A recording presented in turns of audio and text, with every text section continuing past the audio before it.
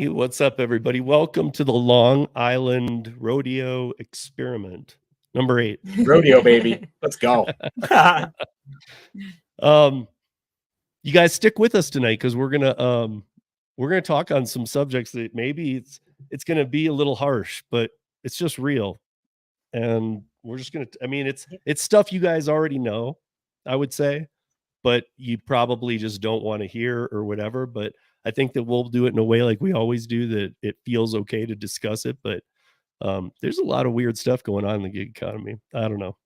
Lou, Mary, how you guys doing? What is going on?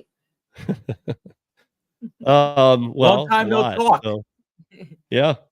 And so if you guys are wondering about my voice too, everybody, some people knew that I was out last week. I even missed the round table, and people and Tom and some other people still pulled off the round table for us, which was awesome. But I went and did some search and rescue. It was freezing. And they were just really pushing us too. So my voice is gone, and I did a live stream today on top of some curry deliveries, but I had an important live stream today with the person who's in charge of InDrive for this country, and now they're in 45. They're the second largest rideshare company on the planet, only to Uber. I mean, people don't know that with like Didi and Ola and Lyft. InDrive is the second largest, and they're only in Miami right now. But I had a very interesting conversation with them too. But that's when I realized by the end of it, damn, my voice is gone. Yeah, you got to save that up. I know. So what's up, Doctor? We're gonna make you talk a lot. So yeah, I know. What's up, Dr. Demon? What's up, Gary? What's up, Kim? Hey, Traveler. Gary doesn't like Star Wars hoodies. Come on, Gary. Come on, Gary. Star Trek is better. What's up, Ronald? What's up, Kent? Hey, Gagan. What's up, Ivanaska? And what's up, Instacart Ryan? Is that his last name? It's of course. Well, Ryan is use it. Ryan is Mr. Instacart, you know. It just used to say Random Ryan. Now it says I'm guessing that's his last name. Ryan is Mr. Instacart.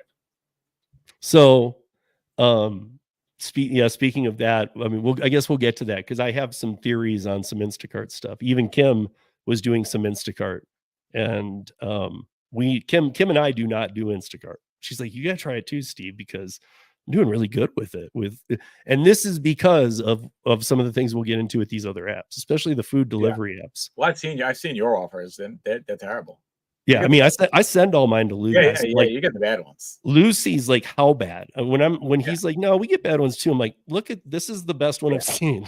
Like, and he's like, damn, I wouldn't touch that thing at all. So like, he understands. It's like this is the epitome of market to market. We don't get it. I don't get anything that I would do. Mm-hmm. Yeah. Period. Yeah. You know, and I know there's a lot of places where Instacart is working and has worked, or it's not working now and it's working other places. But I have some theories on this too. I know that we're trying to be a little careful tonight about our wording because we were all backstage saying, what can we say about things and how to, but I've heard everybody else saying this stuff too. So I think it's okay as long as you don't put it into a negative perspective. Yeah. Because one of the things we'll touch on is the migrant situation, kind of in respect to the gig economy. And to be honest, remember that it's not their fault necessarily.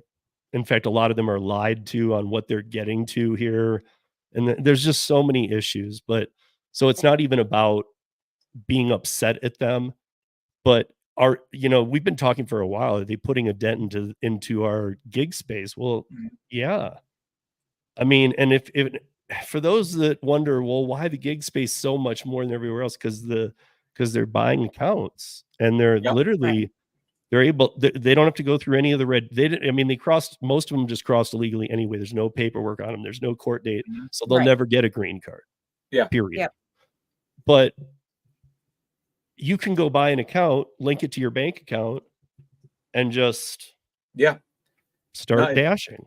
It's true. I mean, I in one of the Facebook groups I'm in, somebody was actually was I don't know how they probably were against TOS, but I saw a post where somebody was like selling accounts, and it sucks. It really sucks because one of the things that drives us crazy as part-timers now doing this 2 days a week is all we do this now, 2 days a week.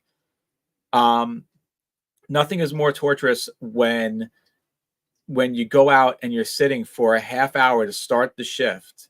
Or this week it was, I mean, this Sunday, spoiler for spoiler alert, this Sunday we did a 5.5 hour shift.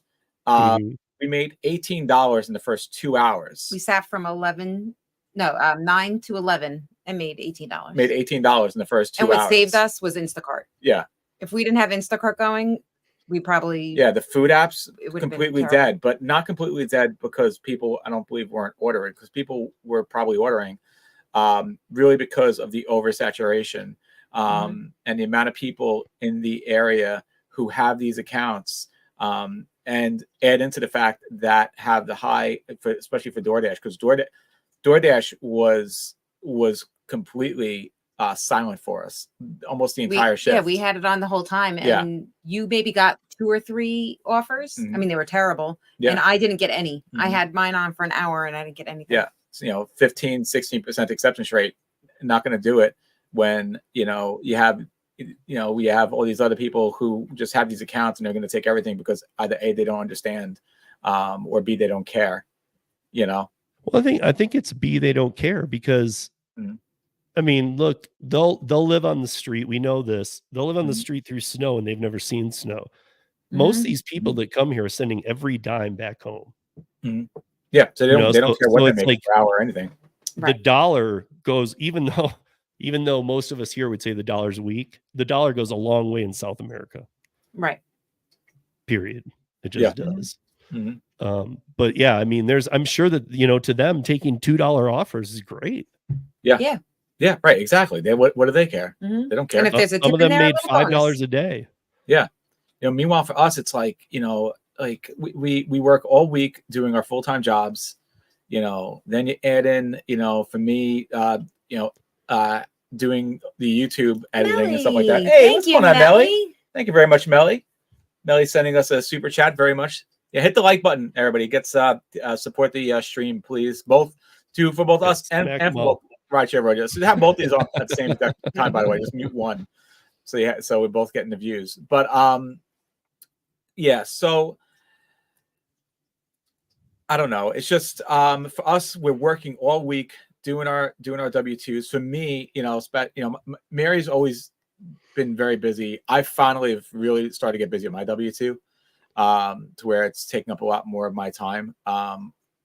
Part of the reason why now I'm only posting one video a week, because I just don't have as much time to edit. But then the editing on top of that, then to go out and do 2 shifts on the weekend, and to be sitting there for 2 hours, you ask yourself, what am I freaking doing?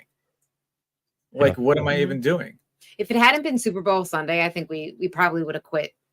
Yeah, it was so demoralizing. After sitting for 2 hours, we would have been like, all right, enough, let's go home. I don't know if it's not fair. I don't know if it is fair. I don't know what the case is. But it's definitely frustrating for people like us who have 2 kids in college and middle class Long Island, just trying to get extra money, pay the bills, do whatever. College kids are expensive. And it's almost like money's being taken away from our opportunity. You know what I mean? Oh yeah, yeah. I mean, I'm watching. We're a sanctuary city too, so I'm literally watching this firsthand. I know you guys have had a little more experience because you've had it going on there longer. But this is really weird for us to have people shipped up to the middle of Colorado in winter. And thrown onto the street where we already have a homeless problem, and things get to -5. It's like, dude, these people from Venezuela aren't going to make it through the night. Yeah. No. I mean, and the encampments are just ridiculous too. They really are.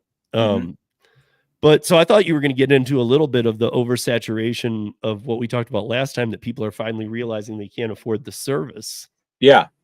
But it's the migrants. It's a combination of everything. Now, that being said, I will always say this is still the easiest way to make extra money. It's just now it's a lot less extra money. It's still the easiest way to make extra money. you know. And I still would challenge, there's things that you can do, especially that step outside of the migrant things, because they can't buy a curry account. They can't, they're having trouble with English, so they can barely do right what they are doing with food. But like, and I think this was, you know, I don't know if it was Kim or who it was, but somebody had brought up, maybe that's why why Instacart is doing well again. Yeah. Because they can't do that. They don't know how to shop for our stuff. Not only that, but because Instacart and Shipped, and I would say even like Shipped for sure, communication is so huge. Right. Yeah. And there's if the language barrier is there, they're not going to get they're going to get a lot more dings on them and be deactivated because of so many dings. And I think Shipped is even completely more different. So I do think there's something to that. Obviously, Instacart is tricky though, because of the fact that you're in a pool and you got to be so quick to react to be able to get an order on there. We have that advantage of us being together that we're able to do it. But I know that when I go out by myself, I really struggle to get any kind of Instacart orders because, you know, if you're driving half the time, driving around, you're trying to be safe. You can't be sitting there looking at Instacart orders while you're actually, you know, mobile. So it makes it a lot tougher. Yeah. Yeah. And I mean, I was watching, I think it's somebody from your live here just said something that kind of threw me off a little bit too, because, okay, I'm assuming he's talking about Washington State. And in which case it really blows my mind, because Washington State's supposed to be set up to be paying drivers better than everybody else. Right.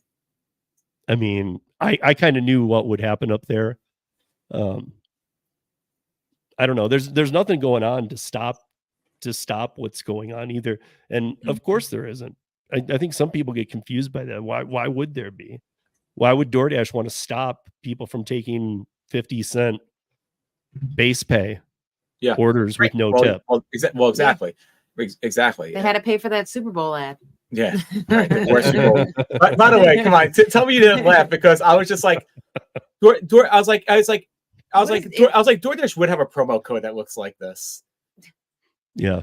What did the guy, I forget even what the guy won, but I was looking at it, it was like I thought they were buying him a house, but they put 50 grand on the house, but gave him a Porsche. I'm like, why don't you just buy him the house? Right. And not give him the Porsche. Why does he need the Porsche worth more than the 50 grand? Like, I don't know. I thought it was, to be honest, I kind of thought it was a really stupid promotion to give it to one person kind of thing. Like, I don't know. Think it through a little more. Give it out to more people. But I mean, that's DoorDash for you. Somebody said I heard Valentine's Day Uber drivers going on strike. Is that true? So it's billed first of all, it's billed as Uber, Lyft, and DoorDash. But I think other apps are jumping on. The other thing is, let's just make this clear right here. So, because I was watching everybody say it wrong in Kim's live, you can't strike. You could protest, right? Which is a day off. Right. You're taking a day off. Yeah. Because you can't strike if you don't have a job. You don't have a job with these companies, so you can't strike against them. Right. Correct. Yeah, you can protest. It's a protest. Yeah, it's a protest. Don't log in. And but again, here's the issue: is when, like, what is that going to be 20%, because the other 80% don't get it anyway? 20%. You think 20% will strike? No. What I'm saying is that, you know, I'm just using a random number, but a large percentage. I think at most 1% strike. At most. Right. Yeah. Well, I mean, 1%. Yeah, that's. But you know, but the point is that, again, most people aren't going to care enough. Like, they don't care regardless, because they're going to be taking anything anyway. I think that, you know, to be honest, I've talked about this before. When Instacart did, there's been a lot of, you guys probably remember, there's been a lot of Instacart virtual strikes. Like, we're not going to log on today. And I've always said, this ain't going to do nothing. Right, I honestly think it benefits the companies, because they prepare for these days and they look at them and go, okay, let's see what's going to happen. And they don't even feel a hiccup. So they'll be like, okay, bring their pay down. I think it hurts us, is what I'm saying. Because again, you can't strike. You can protest, but I think the better look, I'm all for protesting, like, you know, the overturning the right to have an abortion or something. Like, that's a good strike or a good protest. That's an actual movement, something you might matter to you. I hate to say this, but in this case, I would say if you're at the point where you need to protest on tomorrow and then you need to protest other days and you're at that fighting level, realize you don't have a job with these people. Right. And maybe bring in something else into the mix. And I'm not even just saying other apps. Try something else work-wise too. Yeah. Right. That's what doesn't make any logical sense about it. And no disrespect to anybody who's going to be doing it. That's fine. That's your choice. But for me personally, it's like, and I know we've spoken about this before in the past. This is you go into your Android phone, you go into your iPhone, you download this driver app, you fill out an application, you send it. You're an independent contractor. The word independent. So just independently do something else. Right. Yeah. Just do something else. I mean, like this comment, and even if you have to freaking our daughter in Wisconsin made a decision. Our daughters have been driving, doing the apps. Yeah. She said, I can't do it anymore. She went and got a job at the Panera. She's like, yeah, I need to make money, and a steady money, and steady money. And I think steady money is. I don't know if I'd ever asked you. Did she have a job? Did she have a W-2 before this?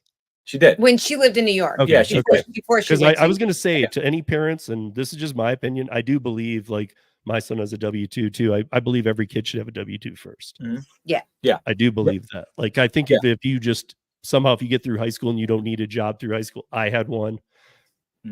Most of us had one through high school, but if you didn't and you get out, I know there's some like 18-year-olds getting out of high school saying, I'll just go right into the gig. I don't think that's a smart move. Yeah. No. But what's funny? Even if it was in a great state and it was super paying well, I still don't think it's a good move. I think you need some structure. You need to understand what having a boss is like, what taxes look like. You need to feel that.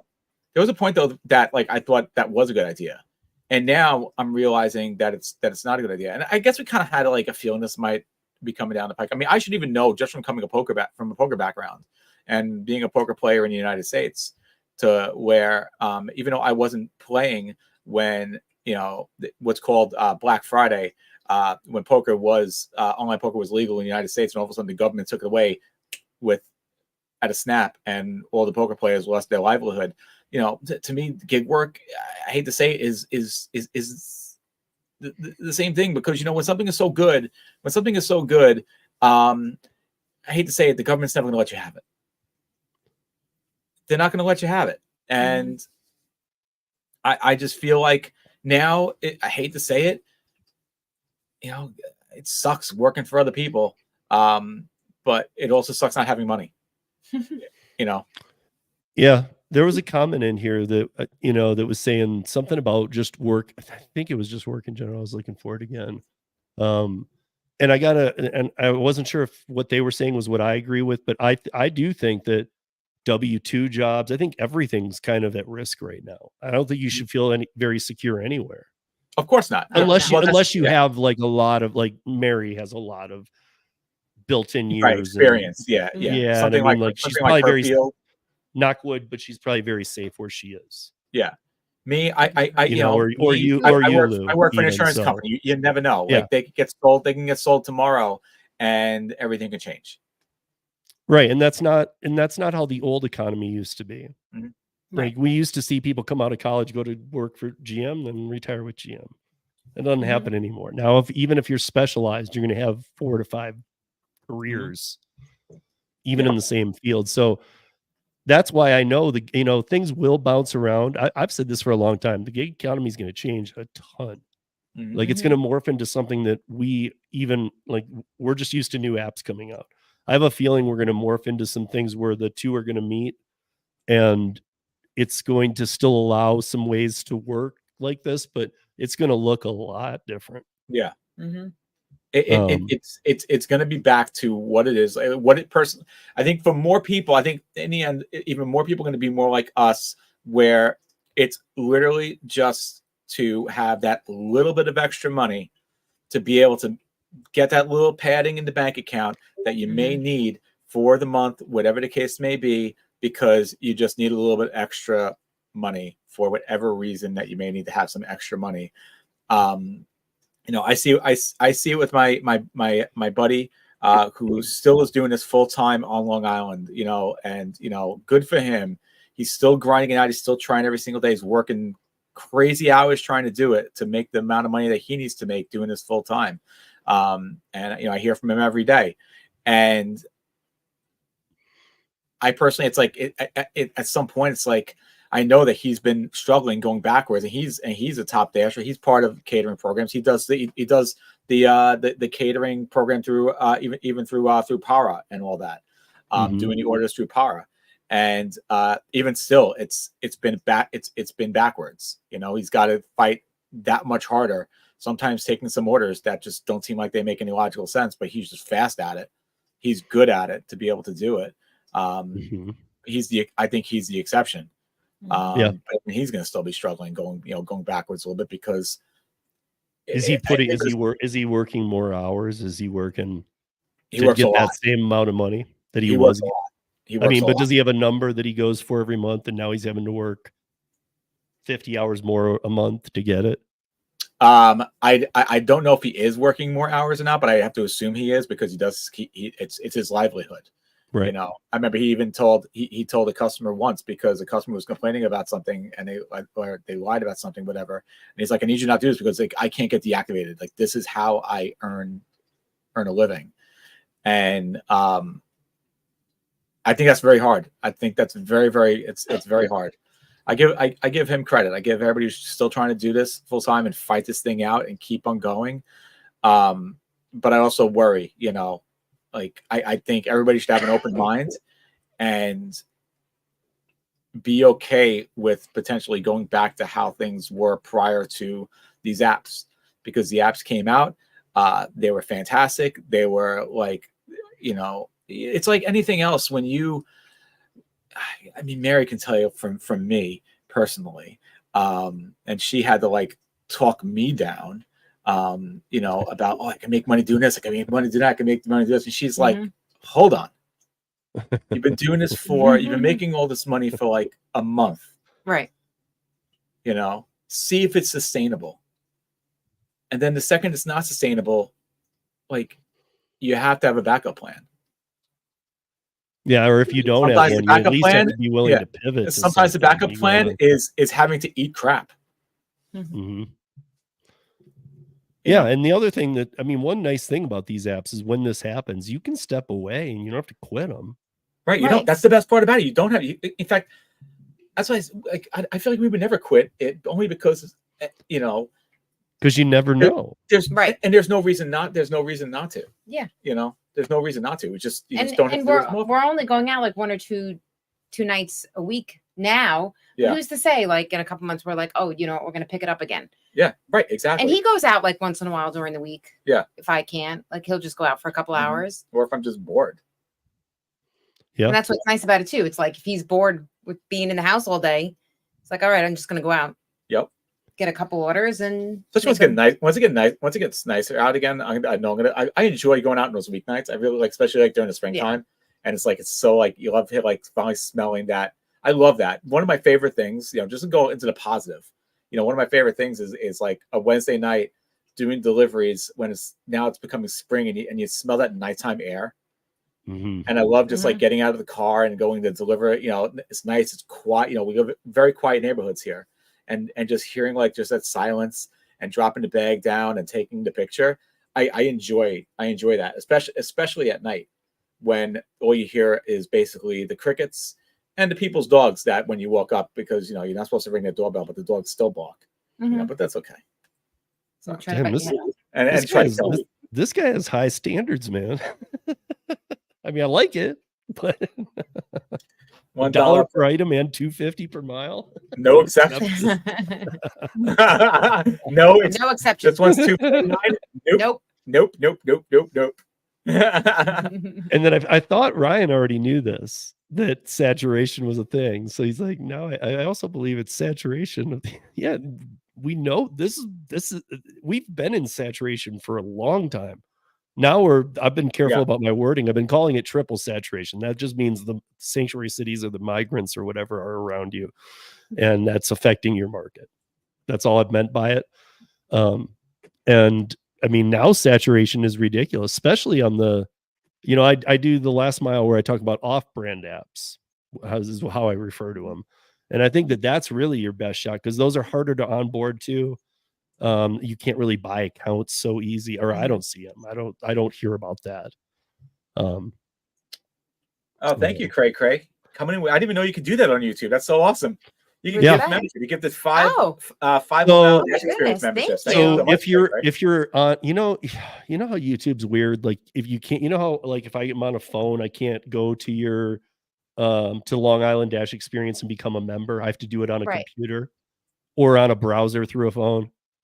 Well, it's the same thing. Like if you're on a computer, you can just click the 3 dots, and one of the options is gift 5, 10, 20 memberships, but it just does it randomly. It just throws them out. Yeah, no, it's a big thing on Twitch. All right, so you know what? Before we go any further, all right, Mary, we have some shout outs to do because we have some new members to the Long Island Dash crew. So welcome to the Long Island Dash crew. Kayla, Jane, Kathy, Messy Jesse, Chef L. I think that might be it. I don't think we missed any. That's 5. So what do we say? Welcome to the Long Island Dash crew. You guys should comment now. Because none of you have commented. But he just named. Not calling me to death.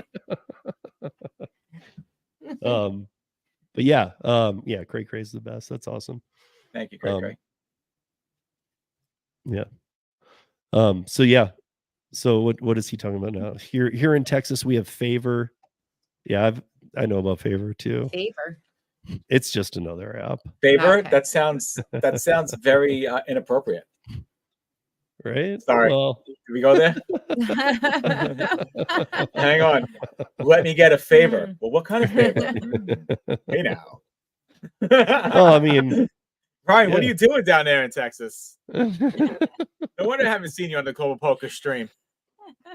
But so we were talking before we came on. You guys, I mean, we already were talking about this last time. You guys have backed off. I mean, not, I know you're not doing as many hours either, and it could be that it's winter. Some things could change. Winter definitely plays a part too. It's way too cold. Absolutely it does. And we're like, you know what? Let's just stay home. Let's see. You have the option of going out in the cold or staying home inside. But in past years, if it was cold, and I'm not saying you would every time, but most likely you would still go out. Now it's like you're facing that. Well, pay's really down. Do I want to go out? It's sad that you think that because we used to not know what any night would bring. Yeah. And our standards have definitely changed. Like instead of like trying to make 500 for the week, we're like, all right, let's try to make 200. And if we can do that in 2 days, we're like, okay, that's fine. Yeah. Mm-hmm. Yeah. But the cold definitely has played. I feel like it's played a huge part of it. But there'll be days I'm like, you know what? Because we put in our budget money allotted to make, as part of our budget to make doing gig work. But there was like the other day I was like, you know what? I don't feel like going out. It's too cold. I'll just take the money from my poker account and to cover, basically pay ourselves from poker. It was just like, but I do know like when the spring comes, it's so nice out. Then it's like you want to go out. You want to, right. You don't want to be cooped up in the house. Yeah. Then you don't want to be cooped. Now it's like, there's been a few things too, like today. I don't know if anybody saw it. I'm not like staring at it all day, but I keep track of it. Like the Dow had its worst day in a year. Lost like 700 points or something. It was huge. When trading closed right at 4, Lyft went from $13 to $20, and then after trading within an hour was back under $13. It was the weirdest thing. Like worst trading day, and then everybody's trading Lyft. Yeah. After hours for like an hour. It was really strange. I know that is it tomorrow the earnings report for DoorDash comes out. I'm kind of interested to see what that reads, because I know Uber put theirs out and they actually can claim a first time year of making money. But when I look at it, I see it a little differently than other people, because I see it as you've sold off all the crap right that you don't need, and really that when you cut overhead and you stop being involved in all these ventures that are tech and you're not a tech company, you're going to start showing improvement. I don't think they're showing true profit yet. But I don't know. To be honest, with the fact that I know that, some money is probably getting chopped off the top, but I don't want to like accuse anybody of that. But with these apps, the fact that they're not making any money and that the driver pay is so low to me, it speaks some volumes. I mean, no matter what they do, they're not making money and drivers are making less. Yeah. Right. Where's the money going? Yeah. I mean, like last time, if you guys missed the last time we did a live, we talked, I mean, we were talking about, are the food apps down? And Lou had a thought about how people are addicted. They're still using them, but they can't afford it. They don't realize it. And I agree with that. And now I think I think people think the economy's better than it is. We have it like illusionally propped right now. Yeah. Well, I mean, all you gotta do is look at the debt. Yeah. Yeah. Well, I mean, but I was even that. Yeah, and I was looking at this, but I was looking at this. So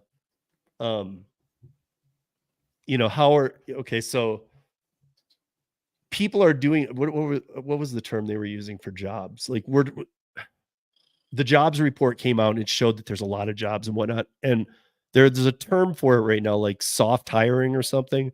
It means that there's potentially a job opening, but they're in no rush to fill it. Right, right. Mm-hmm. And so to me, that's like a false job report. Yeah. Because you're talking, I mean, that could be any company. Yeah, right. we could hire 100 people, but we're not gonna. Yeah. Right. Yeah. Okay, great. Well, yeah. So what's the point? Well, I mean, our other daughter's having such a hard time getting a job, and there are all these openings, and yet she's been just, for whatever reason, like there was one job that, what was the job that? Buffalo Wild Wings. She actually went in, was actually interviewing, and then as she was interviewing, the manager came in and said, "Oh no, we're not hiring." It's just so weird. So why would the company put out that they were hiring, and then the manager? She said she doesn't think the manager wanted to hire more people. I don't know. It was very weird. That's a weird comment to make, though. That crosses some lines, actually. Yeah. Yeah. Because I mean, why? He very easily could have just been like, "Thank you, we'll keep it. We'll keep you your." Right. Yeah. Right. You didn't have to say we're not hiring. Beat it. Right. Right. Like, I don't know. I mean, I'm not. They're not supposed to have any kind of say like that, but I'm just saying that I think that a lot of people are like, because I talked to some people are like, we're not in recession. Yeah, I know we're not, but we're right there, dude. And inflation's through the roof. It still is. Last time we talked it was, and now it's worse. Yeah. I mean, I can't tell you guys again since the last live what I'm spending at the grocery store is killing me. Oh yeah. Yep. Totally. I mean, it's killing. Totally. My house, like my monthly bills are in the winter right now, so they're a little up. That kind of stuff gets balanced out over the year, but groceries has been a consistent year hike for me. Yeah, it's out of control. We're fortunate here when it comes to groceries that we have a lot of supermarkets. The unfortunate part is the one closest to us is probably one of the like Stop and Shop, which everybody knows from watching our videos because we do so many Stop and Shop orders. It's one of the most expensive. This is what we don't understand either. Just going back to Instacart and where people are with their money, and why I think people I don't know where people are getting this money to spend all this money. Stop and Shop is easily one of the most expensive supermarkets around here at this point, of the regular grocery stores, not the high-end grocery stores. Right. And then you add in the pump that Instacart puts on there. We were it wasn't one of our videos, but we were talking about it. We were just talking about the different items and the prices that were coming up for some of these items. And we were like, I think the one thing was somebody paid $18 for a jar of honey. We were like, what the hell? Like somebody's doing well to spend $18 on a jar of honey. She or like that honey. Yeah. But it's like, why is honey $18? Well, that was an I think there's there's always honey for that much, Lou. We have honey here. We have honey here. Honey bear. It's like liquor. It's like on the top shelf too. It's like top shelf honey. And it's like that customer actually buying the name brand of everything. Like when we go shopping, name brands. We never buy name brand. No. Yeah. We're always buying the store brand. Yeah, the store brand is made by the same people who make the name brands. Yeah. So they put the store brand name on there. what is it? Cheerios and Roundos are the same damn thing. Exactly. Right. Yeah. Especially once you don't have kids, because you don't care what the boxes look like. Right. Exactly. The kid's like, you didn't give me the Cheerios. Why is it say the Cheerios and the Frosted Flakes? This is frosted. I don't know, frocks. Well, for those of you young parents, anyway, just buy one box of Cheerios. Throw when the bag's done. Just put the well, you know, the other bag into the Cheerios the large box. size, the family size, the regular size. I mean, stop it. Remember back in the day when you would buy a box of Cheerios, it was like $1.50. It's like $5 for like a small box. Steve, no joke. Okay, we have Dollar General. Okay, it's called Dollar General. I was like, no, let me go to Dollar General. Let's see if I can just get some stuff. You know, save some money on some groceries. I'll go to Dollar General. I bought cat food because we buy cat food for the outside cats. I bought cat food, a box of cereal, and what was it? It's like one other thing. And it was like $15 for 3 items at a place called Dollar General. Even there. Like what? Even there. We got one place by us. Even the Dollar Tree isn't Dollar Tree anymore. Yeah, it's $1.25. Yeah, like why? Why? And even Five Below. Things nothing Five Below anymore over there. It's like it's like at least 501. No, and then they have a section that's like $5 and more. Yeah, like we don't need then you really $5 and more. Why? Because these things used to be $5, but now they can't get rid of them, so now they got to be over $5. Yeah. And drive me insane. We have two supermarkets here. I feel like that are like nice and cheap, and that's Aldi, which we hate shopping at. You know, if you're watching the channel, we hate Aldi, but we go there. Lidl. And Lidl, which we wish like there were more orders unshipped. Dollar Tree is now. Yeah. And they have a $5 section too. Yeah. Oh, I didn't even know about that. That's where they sell the stickers. But the $5 section is one thing, but for Dollar Tree to go to $1.25, that's just pathetic. That really is. I mean, like that tells you whole name branding. No, that tells you everything you need to know. But then, this is what I don't understand. This is what I will never understand. Is then people are paying. All right. Let me stop for 1 second.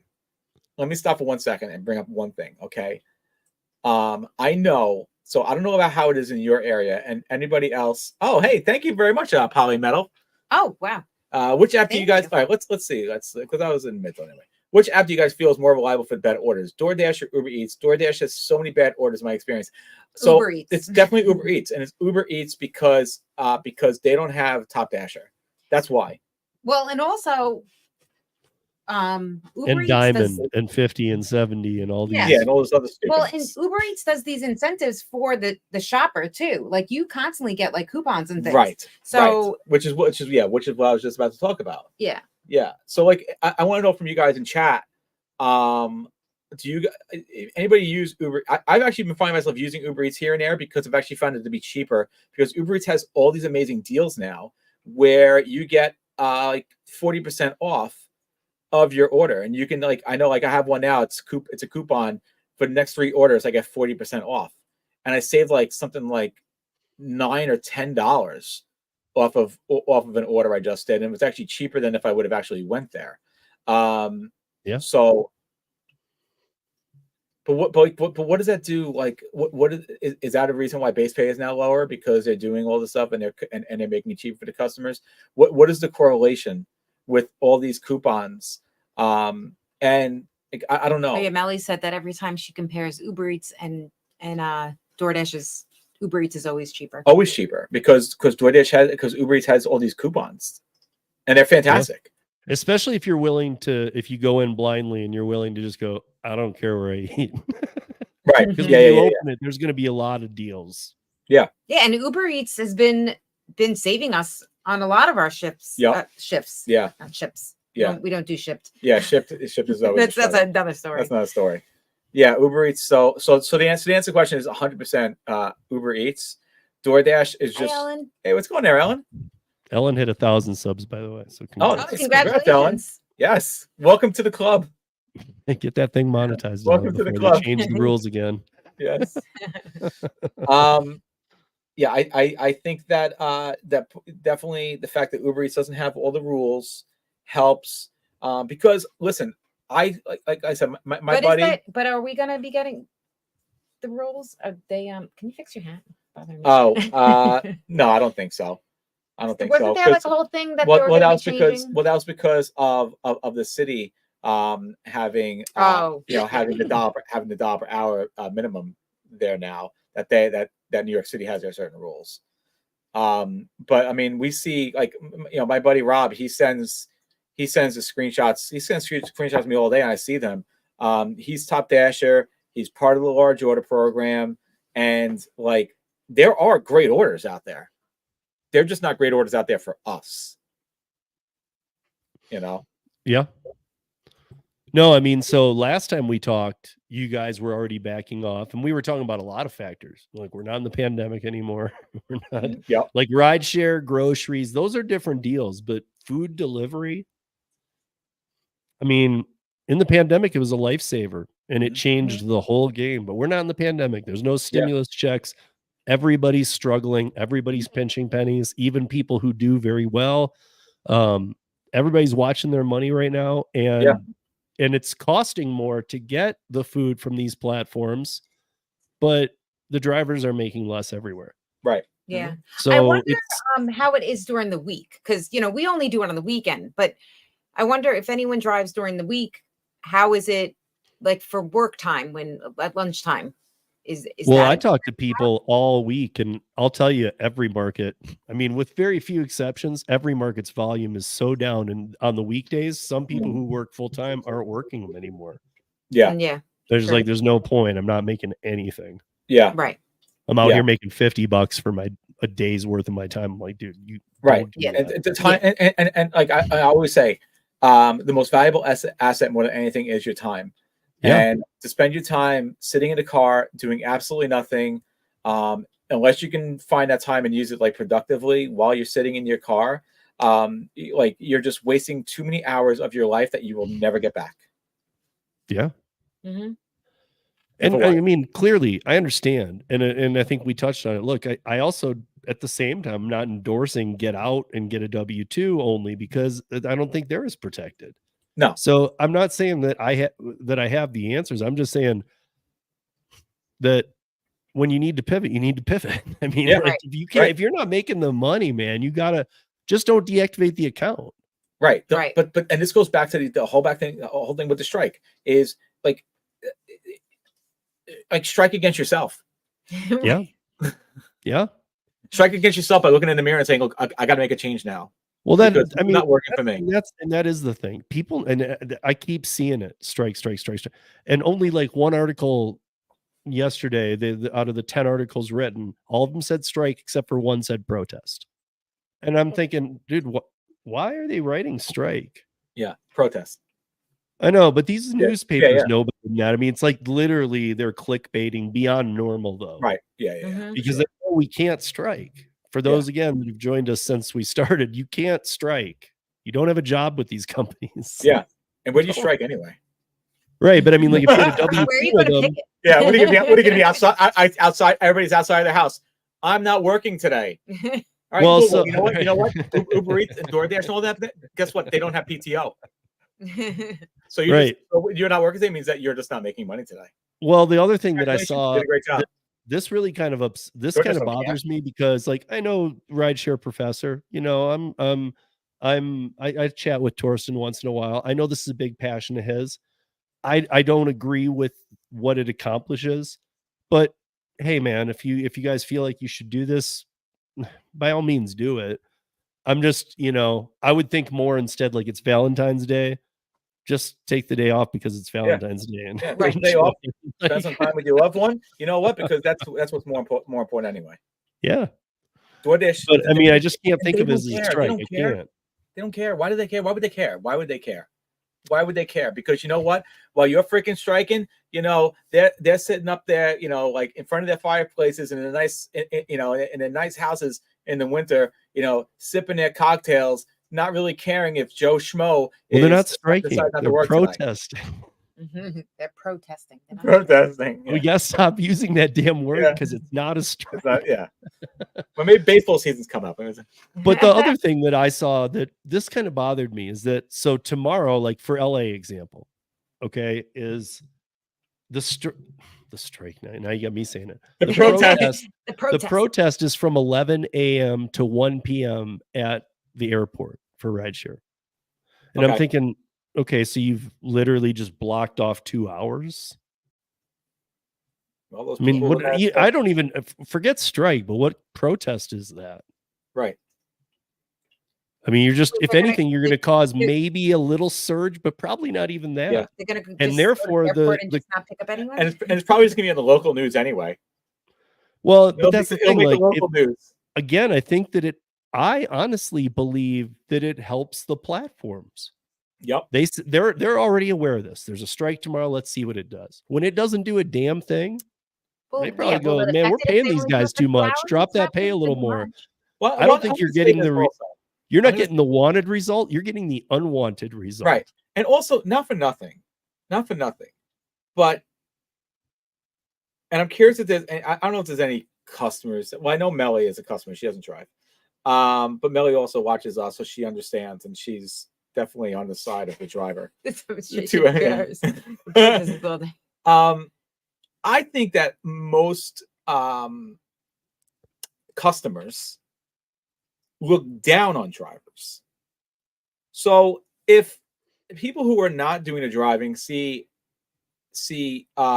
drivers protesting, they're not going to care, right? Because the company's not going to care, and if the people who are the customers aren't going to care because they look down on you already anyway, and we know they do, right? Most of the ones who don't do it don't even know that most of these drivers are independent contractors. They think they actually work for the companies. A lot of them do. Sure. Right? They're not going to, what are they going to care? So what is the protesting going to do? Except for like making yourself feel good because you decided that you don't want to make money for 2 hours. Yeah. And the way these used to work, at least with the Instacart ones, I remember, was just don't turn your app on. Now I've heard one thing that's a little more encouraging to me on the rideshare side. It still isn't going to, I don't think, do much, but to be honest, I do think that they're playing it a little smarter anyway, because now they're saying turn on the app and don't accept anything. I agree with that. If you're going to do this, do it. Right. Don't just leave the app off. That's not doing anything. Right.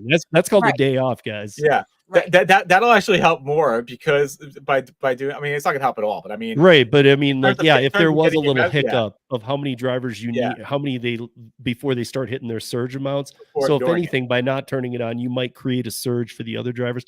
No ride will go untaken. No order will go untaken.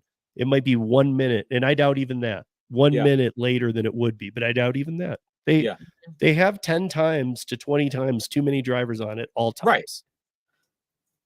So if 1%, and guys, I hate to say this, but 1% I feel like is me even being generous. Yeah. I don't even think 1% strike. Right. Yeah. It's a protest. Protest, Steve. But yeah, I mean, I don't think they do. I don't think they ever have, and I think it hurts us. Because these companies they overanalyze everything. They'll go, okay, well, that was their protest, not a hiccup on our system. Yeah. Yeah, because again, that 99% of the people, there's no just are not. They're not watching YouTube. Let's face it, YouTube is where the information is. YouTube, the podcasts. They're not. They don't even know. They don't even know like this stuff's even on YouTube. They don't. Yeah. I'm gonna start doing a thing. Russ, we don't have 1 million freaking subs. I'm gonna start doing a thing once a month with the audio podcast where it won't be the whole episode, but I'm gonna take a piece where I'm actually talking to some customers. I want to talk to customers about what they know, what they feel. Fantastic. Yeah. Fantastic. I love that.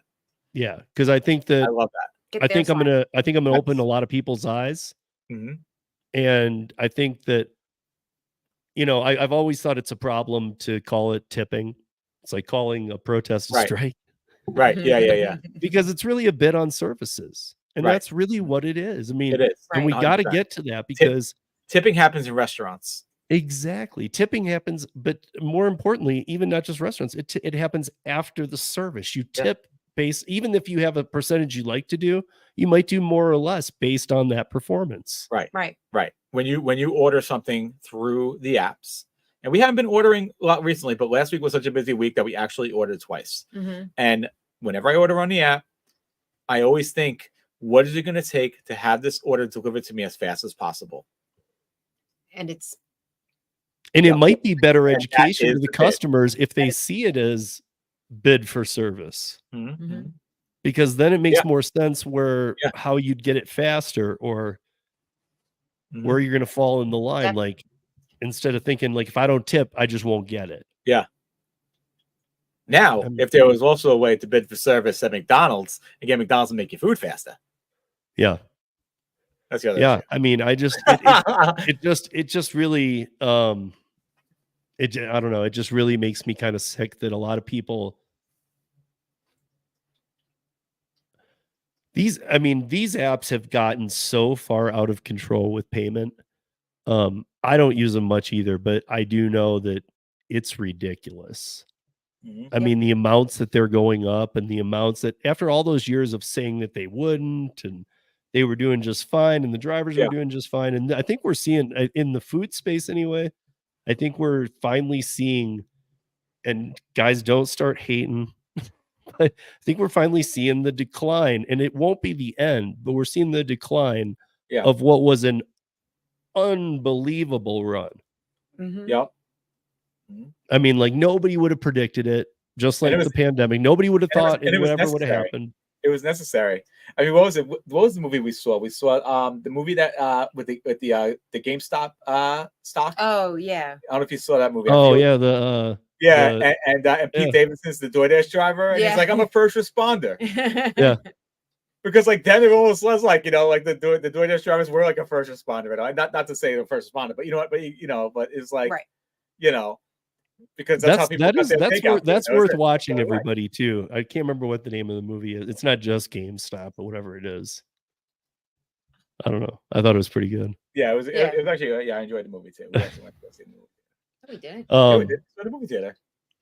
But yeah, so I mean, I don't know what will happen tomorrow. I think we've seen this a bunch of times, so I'm not really I don't think we're going to see anything really.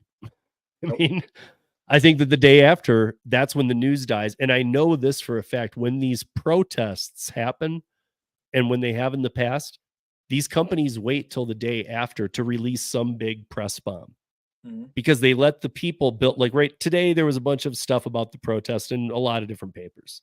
Tomorrow it'll be buried because they'll say something good about all these companies. Because they all work with different media. So they'll go to their media affiliates and they'll say, we need a good story ran today. And that's how simple it is. That's how twisted and dark it is. We don't have reporters who really, they do their job as best they can within the confines that they're put in. But it used to be reporters didn't have confines. So it's just sad, because they can go pull their weight and make up for this too. Use your time more productively. What's going on, Dash Across America? What's up, Chuck? Howdy. Use your time more productively. Value your own time. Value yourself. Look in the mirror. Ask yourself questions. Always be improving. Become a better person, and use these apps as a way to grow as a human being, become better. And we've been talking, we've been speaking. I feel like obviously we've had a very negative tone, speaking very negatively about these things, but we're not really. I think I call it honesty. It's honesty, but the sad truth is that the honesty is the honesty is negative. The honesty is negative in terms of it's the roses are not red right now when it comes to this. But if the people who are going to protest look at, just grow and become better people, become better and improve, and take this as a stepping stone to the next thing in their life, whatever it is that they decide to do, play it smart, then you don't let the apps control you like everything else controls you. Be in charge of yourself. And for those that are just so dead set, don't protest. Again, I got nothing against this, but for those that are so dead set and you're struggling a little bit with maybe you're multi-apping and you're using Grubhub, DoorDash, Uber Eats, Uber, Lyft, and Instacart, all the main staples. I would say it's finally, like, if you're so committed to the gig economy, it's time to step out of your comfort zone and go into last mile. Go into these other spaces where you might do a little more work. You're going to make more money. You might have to get up earlier. Yeah. Because I mean, be independent. You can still, don't get me wrong. I'm not saying don't go back to a W-2. You can still be independent. But like Steve says, you might have to branch out a little bit more. Grow. You know, DoorDash and Uber Eats, Instacart, this is entry level. You know, you go to a job, you do a W-2 job, you start off the bottom. Grow. Yeah. Do the next thing. Do the harder thing. That pays better too, and Curry, still does. So. You know, Curry, I feel like is something that is you've now gotten a promotion. You do something a little bit harder. Yeah. You got to work harder. Yeah. I mean, I have 700 promote yourself. 800-pound orders of paint. Yeah. That's a lot of work. That's not a bag of McDonald's. That's a lot of work. And you're getting paid for it. You got a raise. Yeah.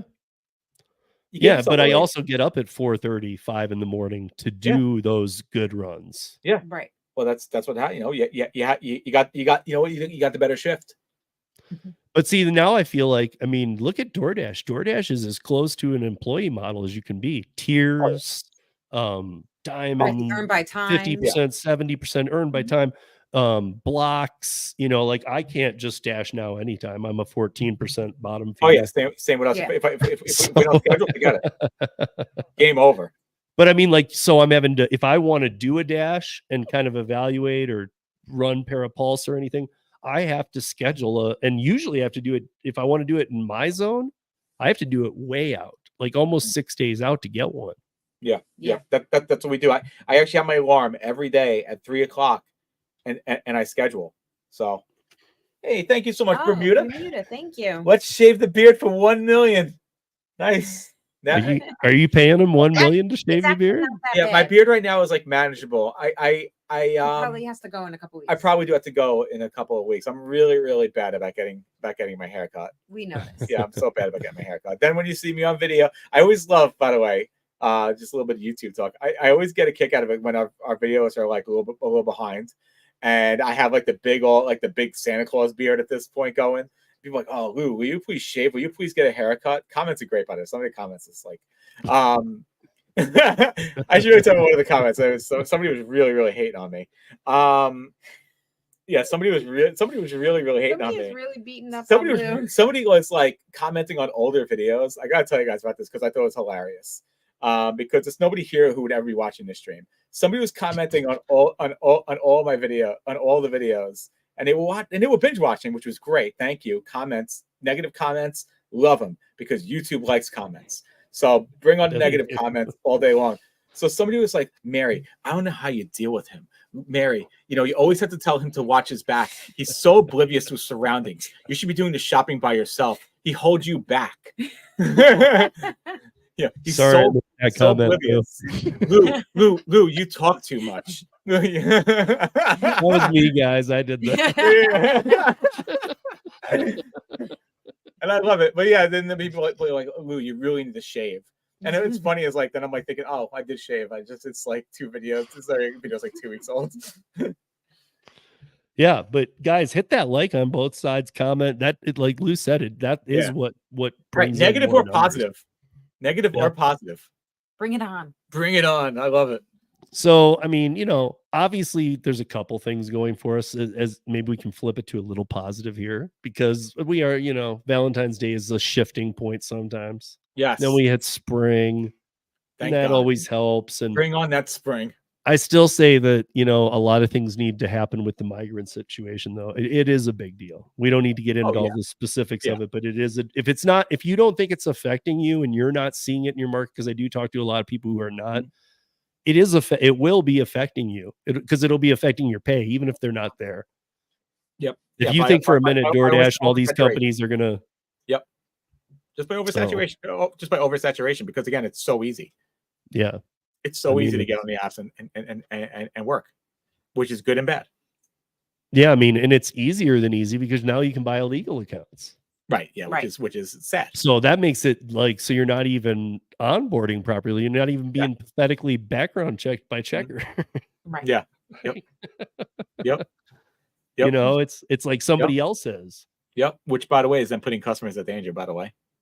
Yeah. Oh, 100%. And it always makes me wonder too, like, where are these accounts? I mean, are these accounts just created in like kind of, you remember the days of like people who were dead that were voting and they'd find this out. And they'd Oh, be yeah. like, Right. that guy's dead. You can't vote. Like, well, you stop this. Because I'm always like, somebody has to be getting some tax forms right about now. You having like your kids sign up or something? Like you're like 10-year-old? Like Right. But somebody's getting some tax forms right now to those accounts that these illegals are using and buying, and they didn't do any of that work and they have to claim that money. Yep. Right. Yep. So I'm curious about that too. Is it people renting accounts, or is it dead people's social security numbers or whatever being put into place? Or even if it's not dead people, is it some kind of like fake way of doing it and somehow they've tricked the system, or is it actual people who are going, here's my account, I'll rent it? Yeah. Right. It's just so sad. It's so sad. It's so sad. My point being, because I want to be one of those people that doesn't have to pay taxes. To find out for us. Yeah. Steve's on the case. Steve's on the case. I love the idea. I love the idea though, talking to customers. I think that's fantastic. Yeah. I've been thinking about it for a while. I'm not going to do it I'm going to do it like once a month for like half the episode. It's not, that part won't be live. I'm just going to take some cuts of different customers. Yeah. I think that's a really great idea. I don't know how you're going to do it, but that's a great idea. You're going to go to people's houses. Hey, by the way, as I'm delivering your food, I have a podcast. You mind if I ask you a few questions? I think I talked to enough people, and even on Twitter, I think I could get some reach. I would do that, by the way. I would totally do that. Yeah. Yeah, no, I would too. But I think that, number one, I also have a lot of friends around Denver that don't do this work, but use these apps. And I'm always blown away by what they think we're paid. And I mean, they're like, well, even if you're only getting half of that, you're doing really well. It's like, yeah, but we're not getting half of that. Yeah. Most of them, like I said, most of them think that you're an employee of the companies. Yeah. I mean, a lot of the people I talk to know we're not an employee, but they also know, they think that we make a lot more. Yeah. And so that, because they're always like, dude, I spent this. There's no way you're getting paid less than this. And I'm just laughing. I'm going, dude, we never make that. I'm being paid half that. That's like, I don't know. I think that, when people, it's already happening in rideshare. People are now talking. I did rideshare since 2015. We never used to talk about that stuff. Now it's like pretty common. Somebody will say, hey, how much are you getting for this trip? Because I paid $130 to Uber. Those conversations didn't used to happen. Now they're happening all the time. The riders want to know, how much are you getting? And I think this is going to be a big problem for these companies too. Yeah, because I think I like hearing that. I like hearing that customers are curious. Yeah, because the numbers have gone up for them, and they're wondering, hey, are you now going from $50 to $70 an hour? And then the drivers are like, dude, I make $15 an hour. What are you talking about? Bermuda says, say no to AI. It's killing all the jobs. I think that's another potential huge issue for sure. Yeah. AI, without a doubt. Yeah. AI is my example of, there are some benefits, but we've let it go way too far. Yep. But at the same time, I kind of understand, because other countries are going to push it so much faster than we do if we don't stay on it. Yeah. Right. So we've opened the AI Pandora's box. There's no shutting it. Yeah. So it's almost like, just to keep up, we need to now be involved in AI. AI scares the crap out of me, though. Yeah. And we thought it was all just Marty at Stop and Shop. Yeah. But I mean, like, what is it? Chat GPT and stuff. That's just a little version of AI. Yeah. What AI is doing to jobs. Yeah, we've seen it. There were ads during the Super Bowl, right? The Google something. It's a Google AI or something. I mean, there's a hotel in Japan that has no humans that work at it. Oh. The cleaning staff, the people that check you in, they're humanoid robots. Oh. So it's not even like it's all just your card and there's nobody there. There's robots only in this building. I mean, that's pretty spooky stuff because well, that's like at the airport. There was a store that you didn't even have to. Oh yeah. There was no one in the store. Was that Minnesota? No, I think Minneapolis. I don't remember. No, it was at LaGuardia. LaGuardia. And you just walk into the store. You don't pay or anything, and it just like knows you're in the store, and then you just leave. That was so freaky. And it just like it charges your credit card. It just like knew that you were in the store. It's very weird. Which card? In LaGuardia. If you have 7 credit cards in your wallet. Yeah, I don't know. I don't know how it knew. It knows. It just knows. It just picks one. Or you had to swipe it on the way in. I think you had to. Yeah, you had to swipe it on the way in. But like you didn't have to like ring in your items or anything. Right. You just crazy. Yeah, I mean, I think we've already seen those fail with. We will be obsolete. And the, Well, even with like the self checkout, they've started. Yeah. But actually, that was my question. How does it know it's your card? But it's that at Target, they've actually taken away the self checkout. But apparently, a big reason for that's been more so because of theft, the stealing, because people have been stealing at self checkouts, which is weird because I don't know about you guys, but at every self checkout here, there's a person working them. Yeah, and they're recording you the whole time. Right? Yeah. Well, people are just dumb. Well, I mean, I've actually read things about that though lately, like where they're like, we know people steal, we know exactly who's stealing, we're not doing anything about it though. They're afraid to do anything about it. I'll tell you what, I think like as being, so I back in the day, when I was a young Lou, I worked at Radio Shack for many years, many years equals 6. And I remember, I know now this would definitely not happen, but I remember a couple of times chasing somebody out of the store who was stealing. Yeah. But now it's like, well, I'm making minimum wage. What the hell do I care if they steal? That's like at the movie theater. You can buy. I was only making minimum wage then too. You probably were too, and minimum wage was a lot less too. But I was still in those type of jobs. I was a manager. I was making the big bucks as a manager. But I'm saying even if you weren't, like at least in our time, I would have been willing to tackle the guy because I know there's no PC crap coming with it. Yeah.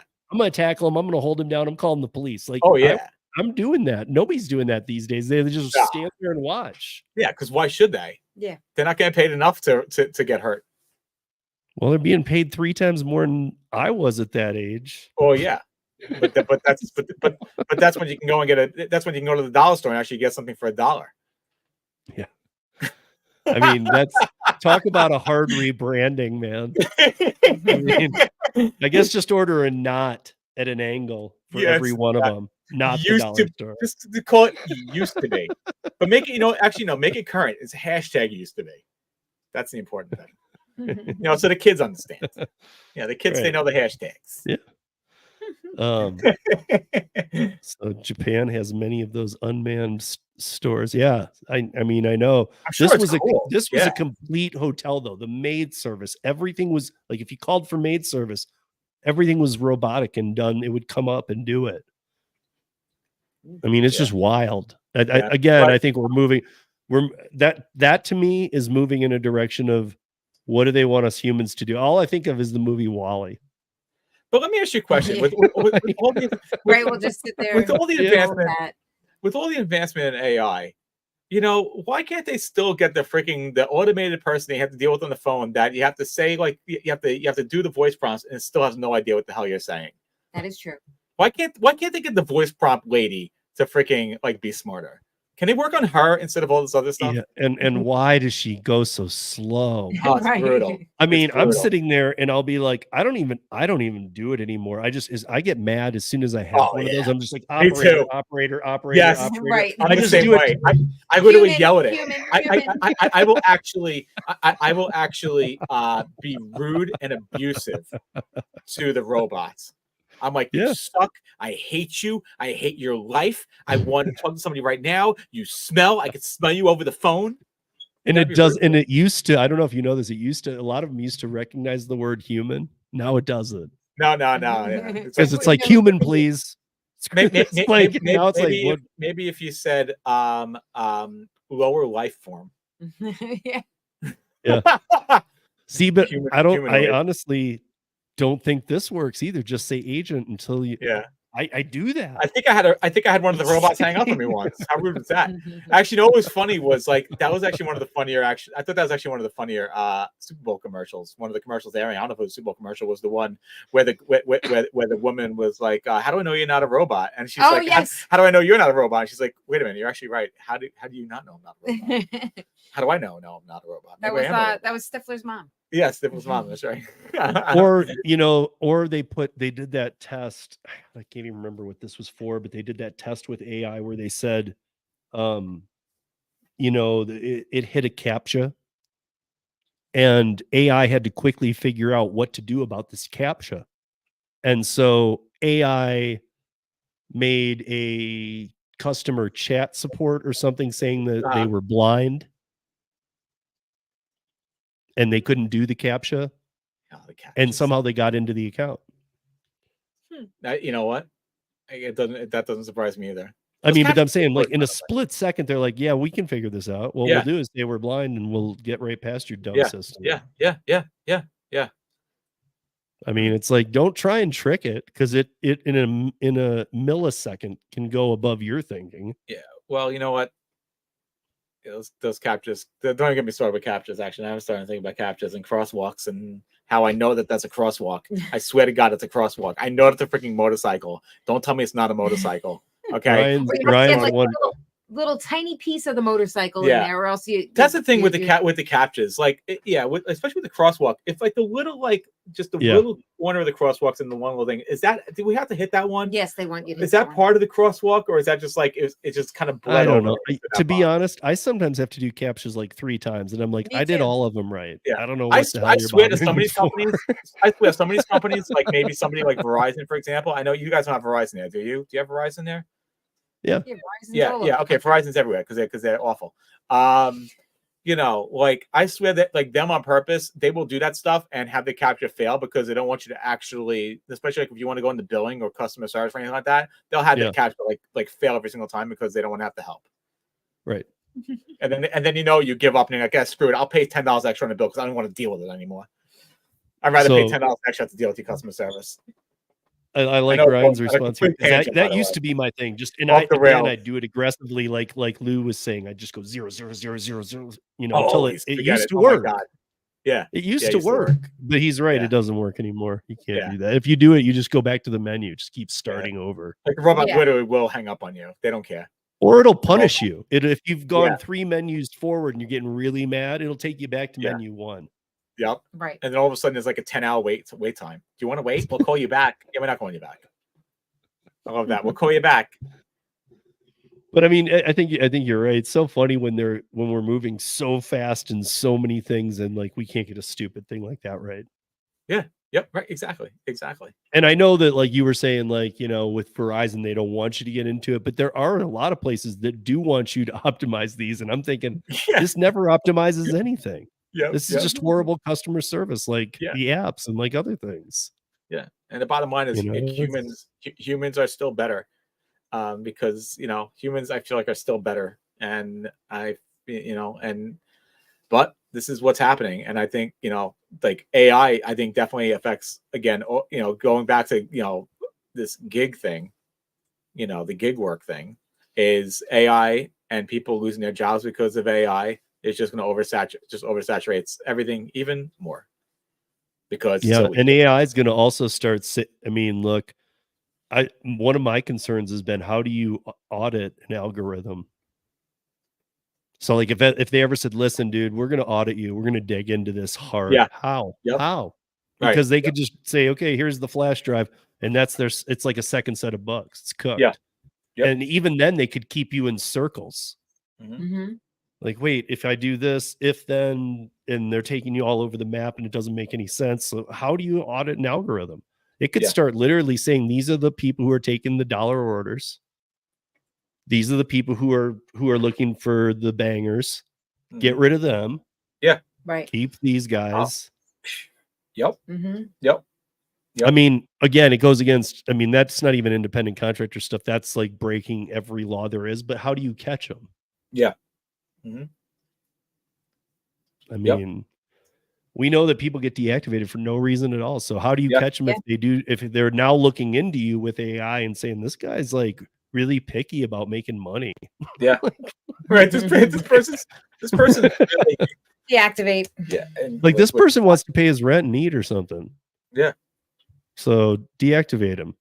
Right. Yeah. Because who cares? As long as I'm making my big money, who cares if Joe Blow can't, you know, no more bangers without being platinum. See, I don't get this because I honestly think that for DoorDash specifically, even I think they've crossed every line now. I think they are an employment model. And I think that there's no hiding it anymore. They're already a W-2 without a W-2 attached. Yep. They're W-2, but worse. Yeah.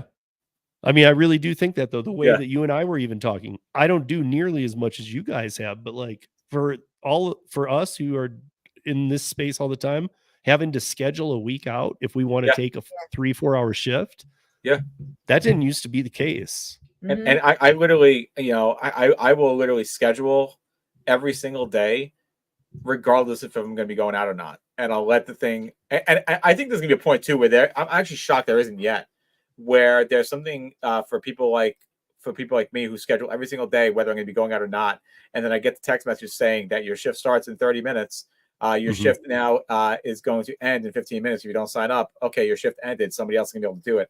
I do expect at some point where like they're gonna be like, you do that, you're doing that too much. You're doing that too much, and it'll flag the account, and I won't be able to schedule that far in advance anymore because of the fact that I'm not showing up for your schedule. Not showing up at work, essentially. Not showing up for your independent contractor gig with complete flexibility where you can work when you want. Right. That they've already bypassed and said, no, you have to schedule. Well, isn't it the earn by time? I'm not the earn by time in New York City. Isn't that one of the stipulations that,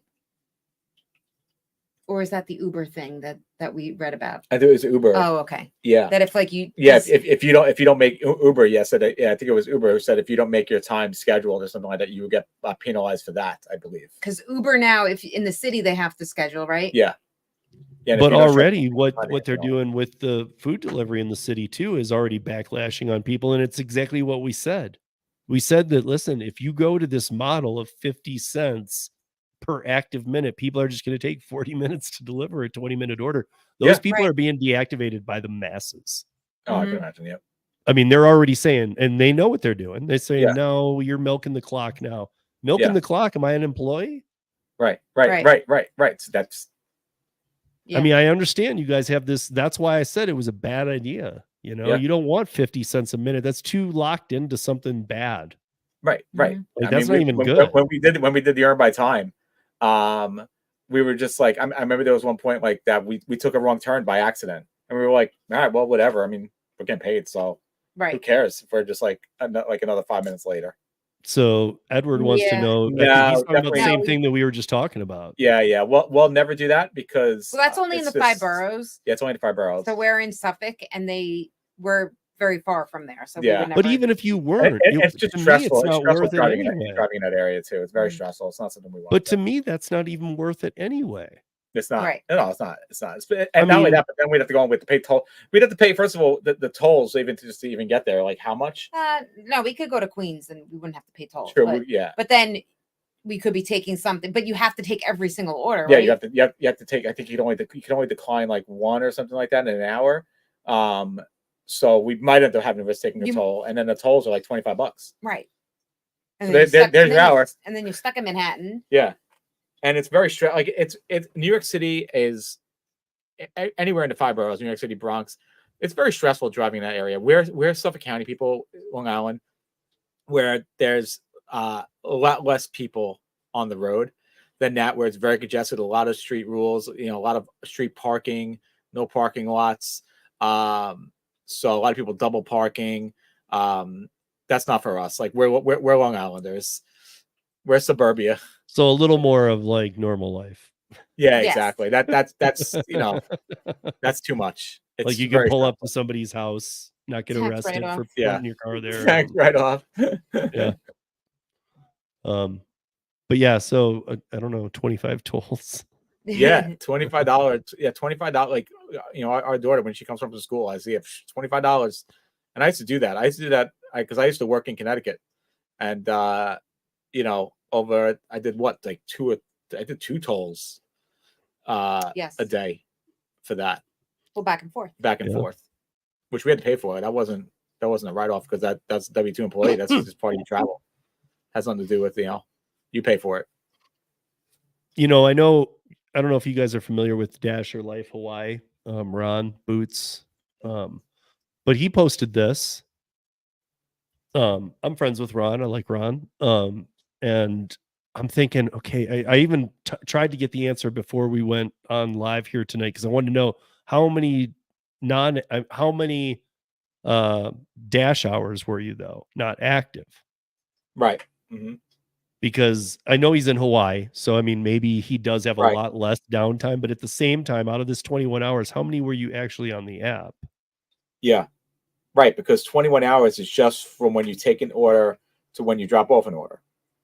Right. And maybe not in Hawaii, but in most markets, most of the time it's close to twice as much as your active time as your dash time.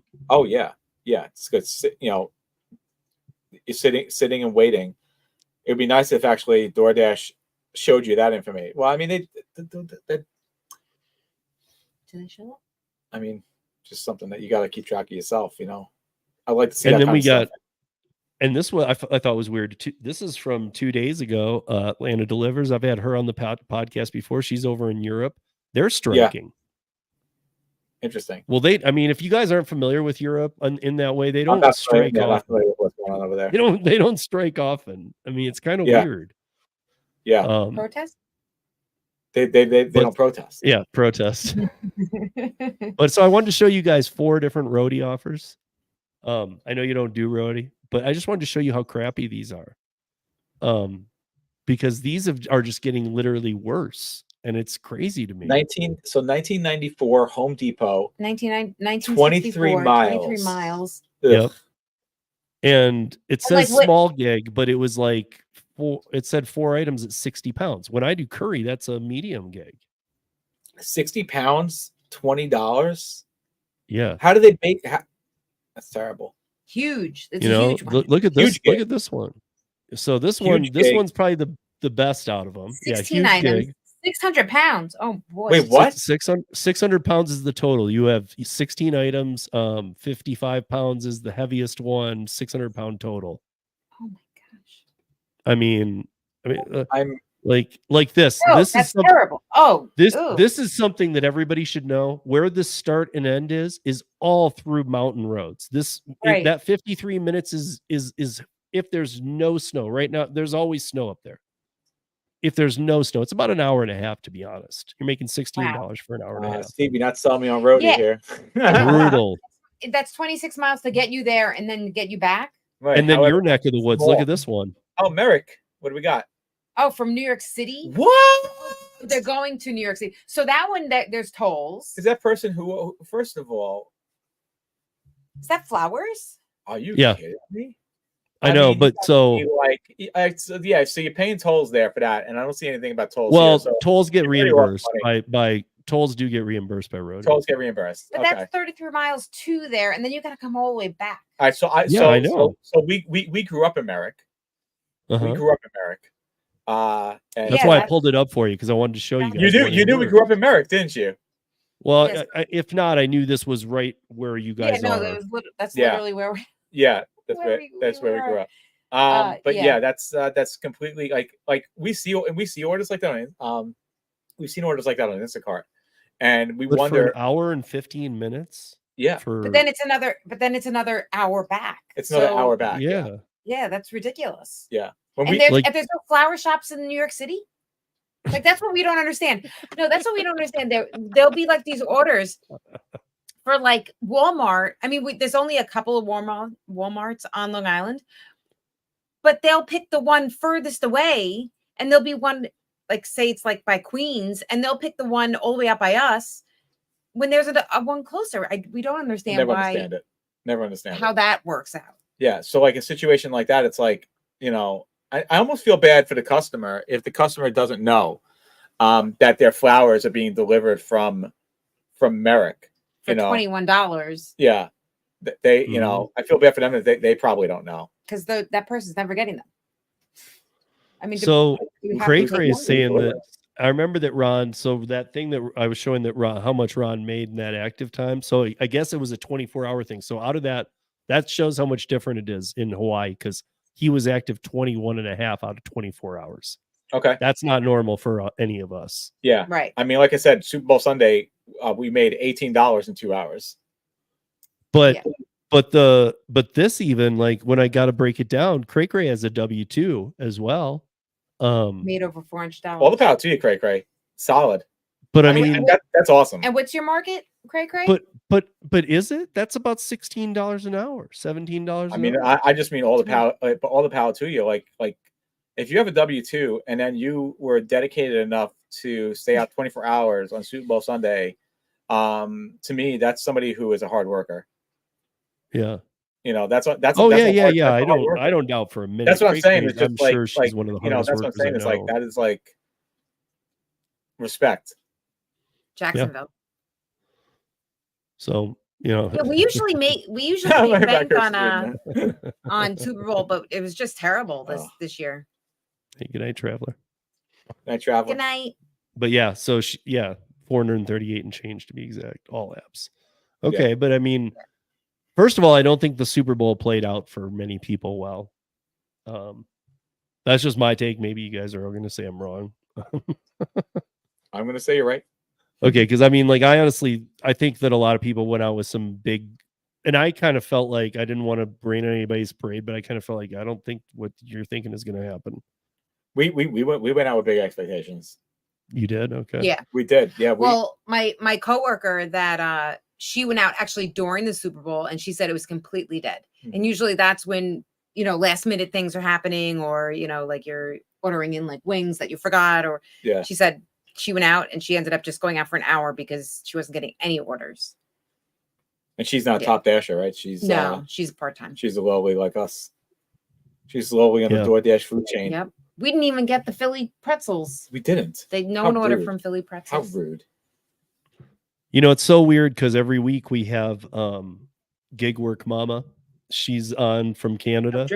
And she was saying how like the percentage of DoorDash usage in Canada is like 5% market share, and like Uber Eats owns it, and even like Skip the Dishes.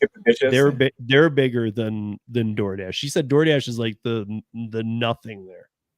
Yeah, I would say that's like right now us, because like I said, right, but still here in the United States, DoorDash has the market share though. Yeah, you know, most like. You know, I don't know why more people don't use Uber, but I mean, like, I guess Uber's global is my point. So you can use Uber anywhere, but here Uber Eats doesn't do as well as DoorDash. Yeah. And it's kind of crazy to me. Like, are that many people? I mean, what's the advantage to the consumer? Is it that they hate Uber, or is it that they think the DoorDash app from the consumer side is better? I don't know. Yeah, I don't know. I don't know. Because I feel like if they really examined it, they might find that it's.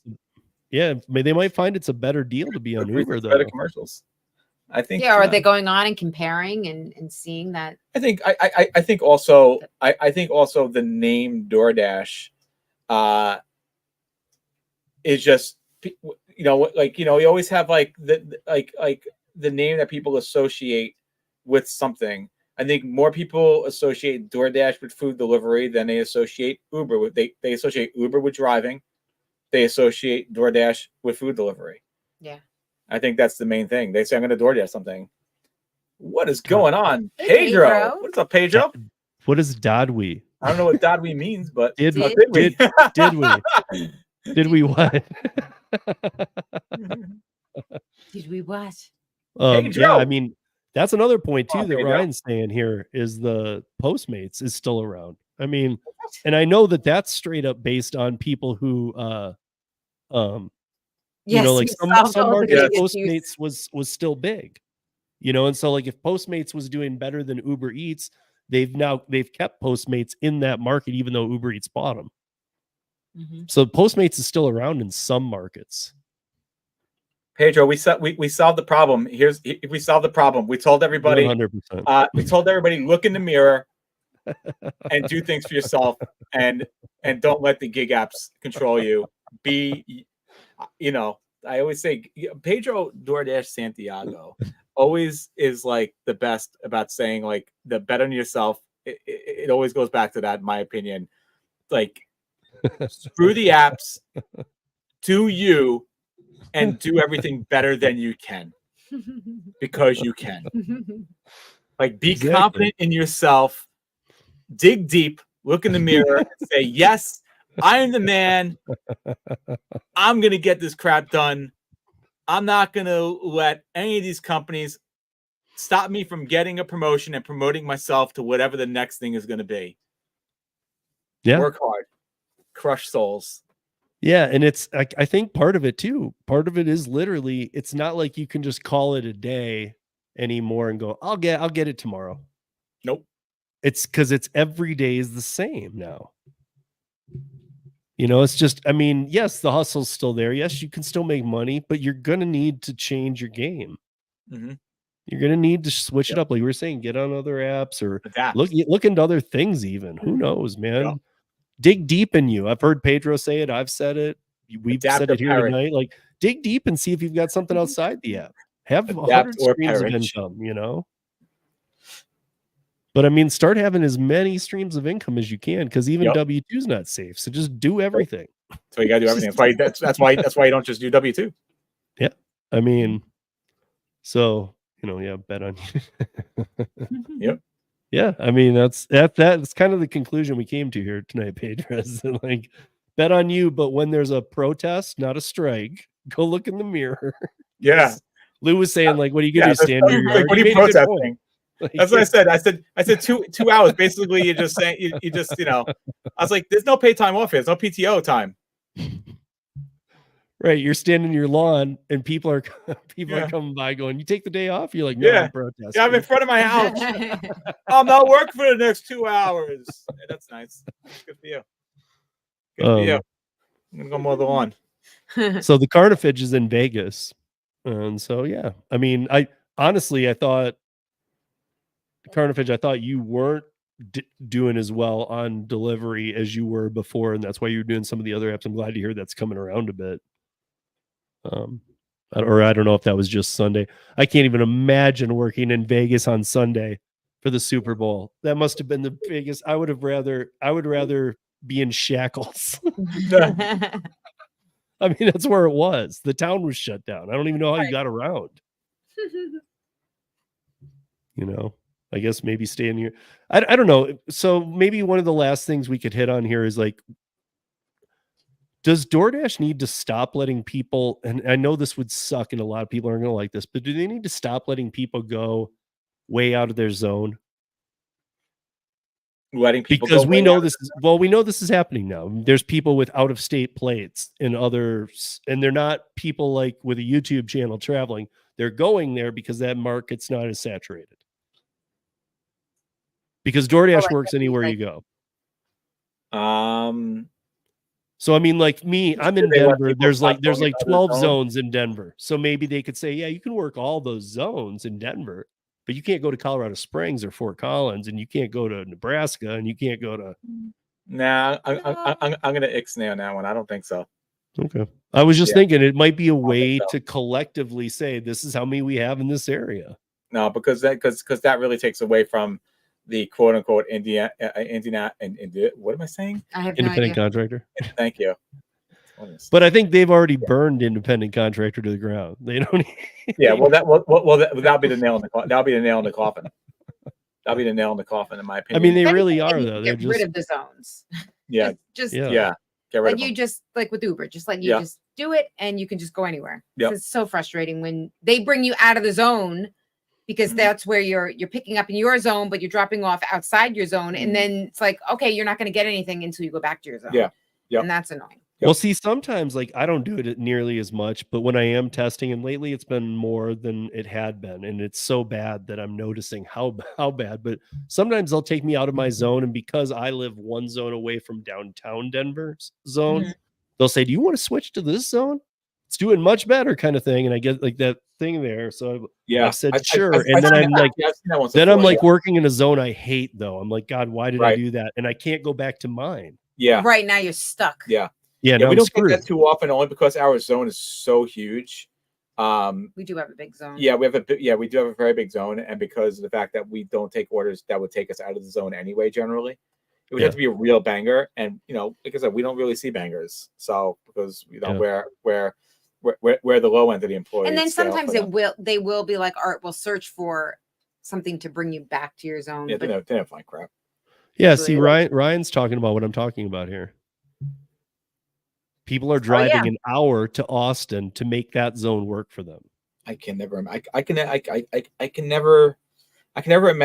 I mean, is it worth it? Like I hated when I had to drive an hour and a half to work when I worked in Connecticut for like, a salary. I can never imagine driving an hour to do gig work. Well, see, but I guess my point, Mary, is like if they're definitely going to be trying to make every dime. So they're going to take some bad orders. They're going to, which is meaning those orders aren't going to increase, and we're not going to see the good orders anymore. You better do that when if you're going all that way, you better be freaking taking every single order, because or else you really wasted your time. Right. Right. But now you're screwing up that market.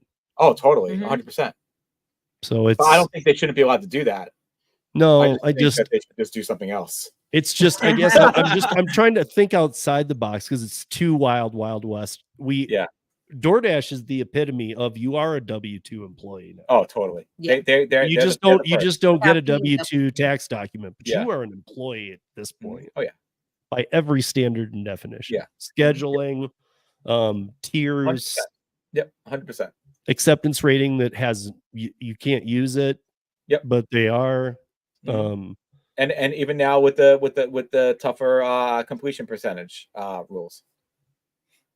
Right. Well, I mean, to be honest, I've actually heard Pedro talk about that too, and he obviously, like you guys, he does a lot more DoorDash than me, but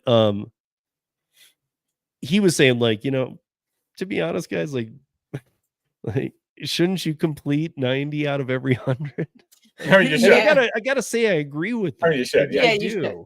You shouldn't take that's because you shouldn't take the orders you shouldn't take the orders that you're not going to complete.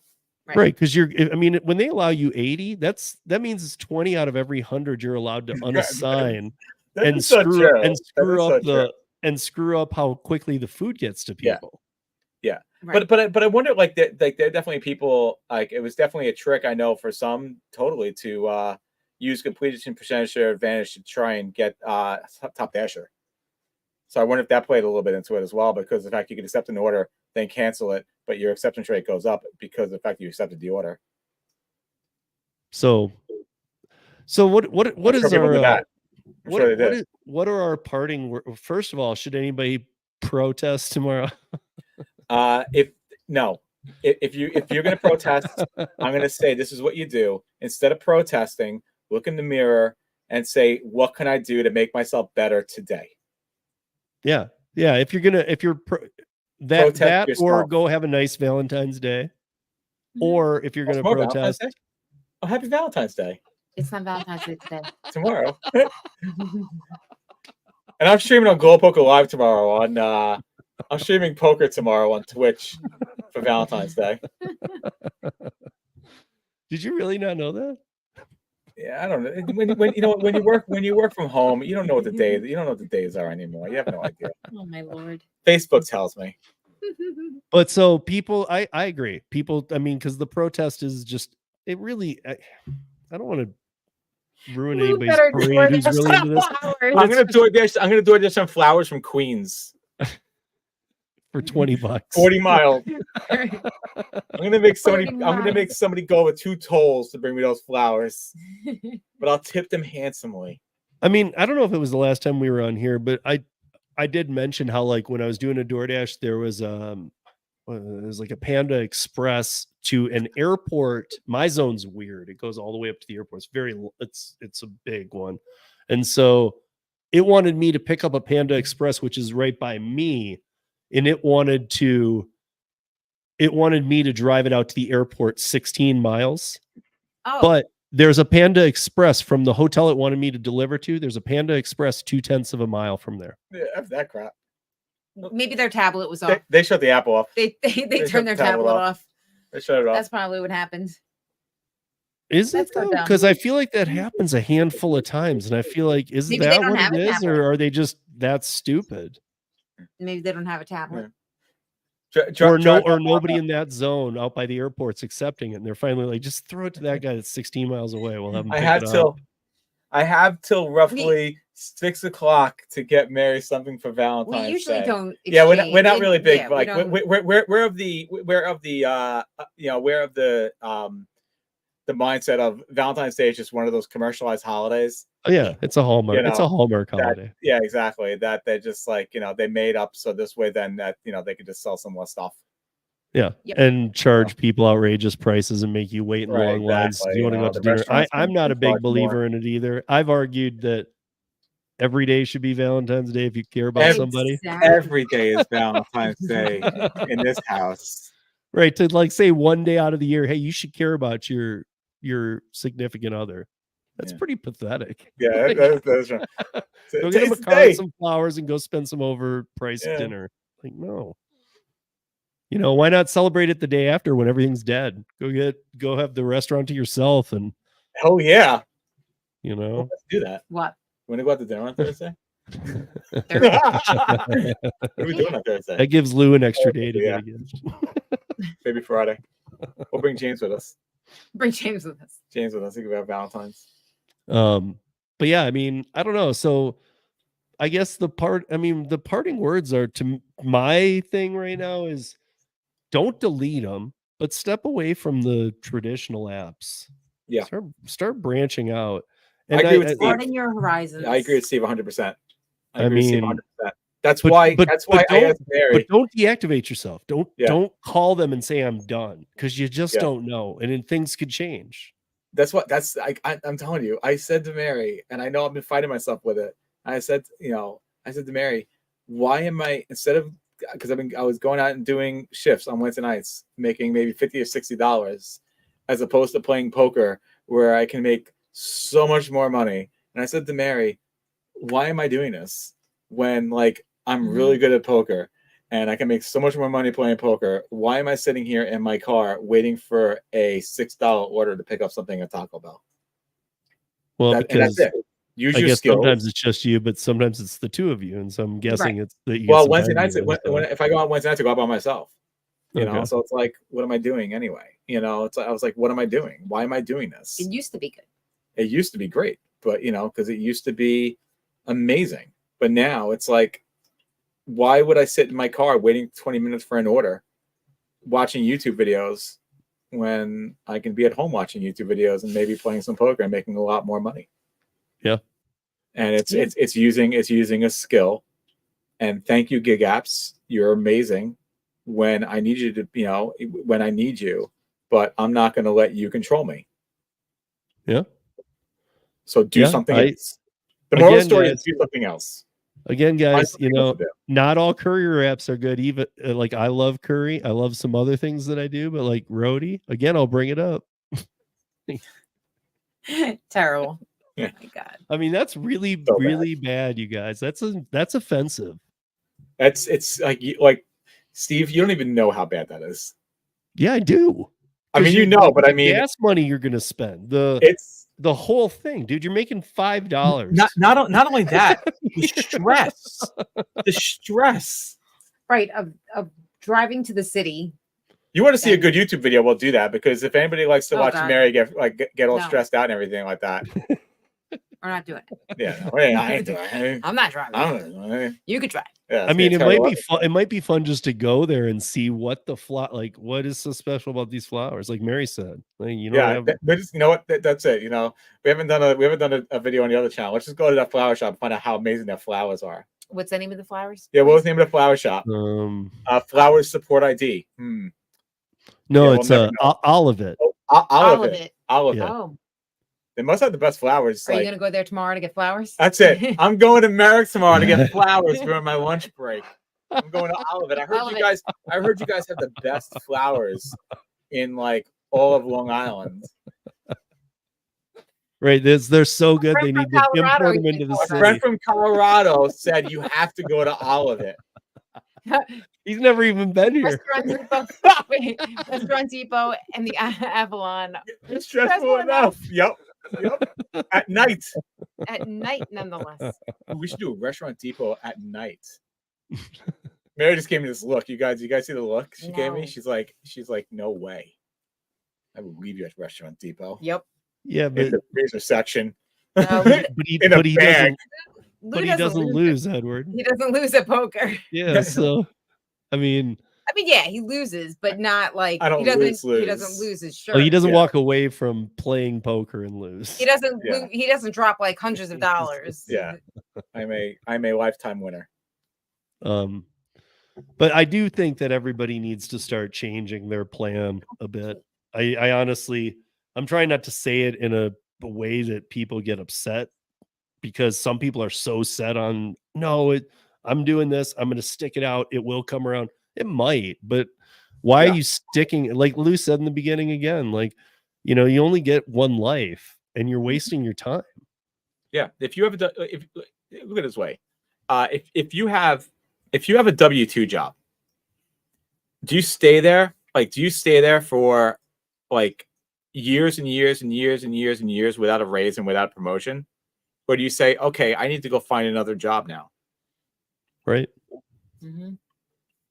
And even better, do you have a job, a W-2 job, and they cut your pay? Do you like, okay, cool, I'll still work here? Or do you go and get another job? Right. I would hope if anybody ever gets their pay cut, they leave immediately. Yeah. Like I wouldn't even give notice because that's so offensive. Yep. That and I wouldn't. And I'm a guy who, even if I'm hating a job, I'm going to give you the notice. If you say I can leave early, cool, we came to an agreement. Yep. But I'm going to do my responsible part and live it out. But if you were to decrease my pay, I'm walking out that second. Mm-hmm. You're in control of yourself. Don't blame the apps. Blame yourself, and take that negative and turn it into a huge positive, and be a winner at life. Yeah. The game and the life. Yeah. I'm not just don't have like the car with like all the 4 children and all that stuff. They're very expensive. These immigrants crossing the border. Looking at us ready to hop on the apps and take any and every order. Anything you guys deciding to stop them are going to change anything. LOL. Agreed. Yeah. Yep. Yeah, but I mean, the worst part about that is like me. Okay, I heard Kim tonight saying, Kim said, and Kim uses DoorDash all the time, daily. I don't use it as much. Kim said, I haven't been facial recognized by DoorDash in a year. I've been facial recognized in the last 2 months where I've been using it a lot, or not a lot, but like once, twice a week. I've been facial recognized every week. Yeah. Well, I know that for a fact they're not doing it to the illegals, because those are illegal accounts. Those are. Yep. I mean, so I don't know. You get on Uber, like Uber does it a lot. Yeah. Uber does it a lot. Yeah. Uber at least cares that you're driving, at least. Well, maybe Uber's cracking down a little harder on it. I don't know. Uber's been doing it for a while, though. And Instacart too has been doing a lot. Uber, actually, what's interesting about Uber and that is Uber, even like if I shut the app off and turn it back on, like in a shift, you know, if I shut it off because we're doing a shop or something like that, when I turn it back on, it'll actually do the facial recognition for me. It'll be like, even though it was only maybe like a half hour later, it'll want to know that, like, I'm me. Yeah. So that's interesting. Instacart's even better. Instacart, they make you do the profile. They make you look at it. Now it says, now turn your head left. Now turn your head right. Like, it does all that. It's like, it's really in depth. You know, it really wants to know that you're you. It's like open up. Nah. I mean, this is not good either. Picked up a Walmart order. 7 drop-offs, about 30 miles for $68. Hey, it's $2.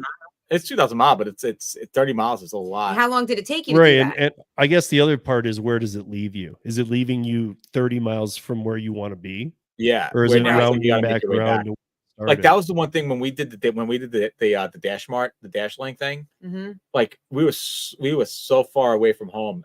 We were in Queens. We were in Queens. We were like one step away from, and we didn't do anything on the way Manhattan. back. So like all that mileage back. Right. Yeah. But now by the way, you'll never Uber actually cares who drives. Grab up a door, just accept door. Yep.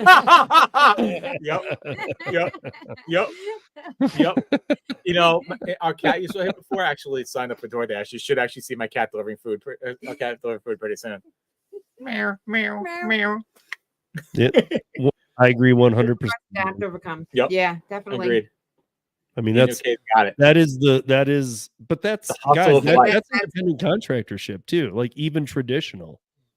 Like if you find a niche that you're really good at and you form a business, what's to stop 3 other people in your area from doing it? Now you have a major competition. Yep. You're going to have to adapt, change. Part of being an independent contractor is that's what's always happening. Yep. So you need to, I mean, you get in good runs where like for a year you got some steady clients, everything's going good, but then you get a shakeup. And when you're an independent contractor, you don't have all the protections of a traditional employee. Yeah.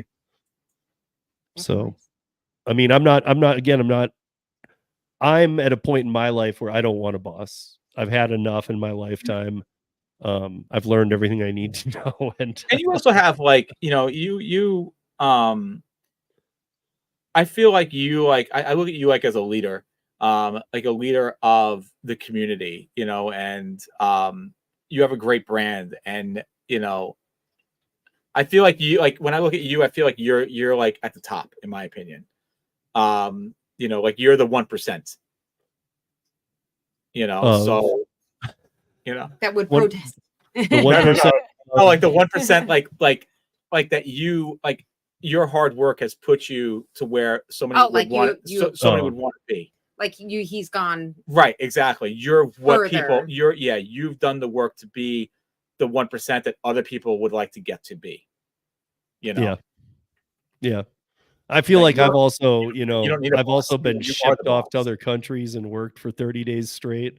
And people don't understand that, well, you get some downtime, yeah, but when you don't live there and you're out of some hotel and the whole time's working. So it's like, production work can kill. I've done a lot of hard work in my life. Like, working in bars and restaurants, not easy. Production, one of the toughest jobs there is, but very rewarding. So I'm watching a lot of people, get very mad at these apps. And I'm like, I've been through the ringer on a lot of things. So I'm like, you just got to get through it. Yeah. Yep. You just got to punch through it. And if you're trying to be your own boss, you got to accept that even though it's not defined well and whatnot, you got to accept this is what it is. And you are your own boss, and the taxes are going to consider you that way, everything else. So make sure you're optimizing the crap. Steve knows the word grind, and you got to grind. Yeah. Yeah. You got to grind. Grind in life. Grind, hustle, sell. Yep.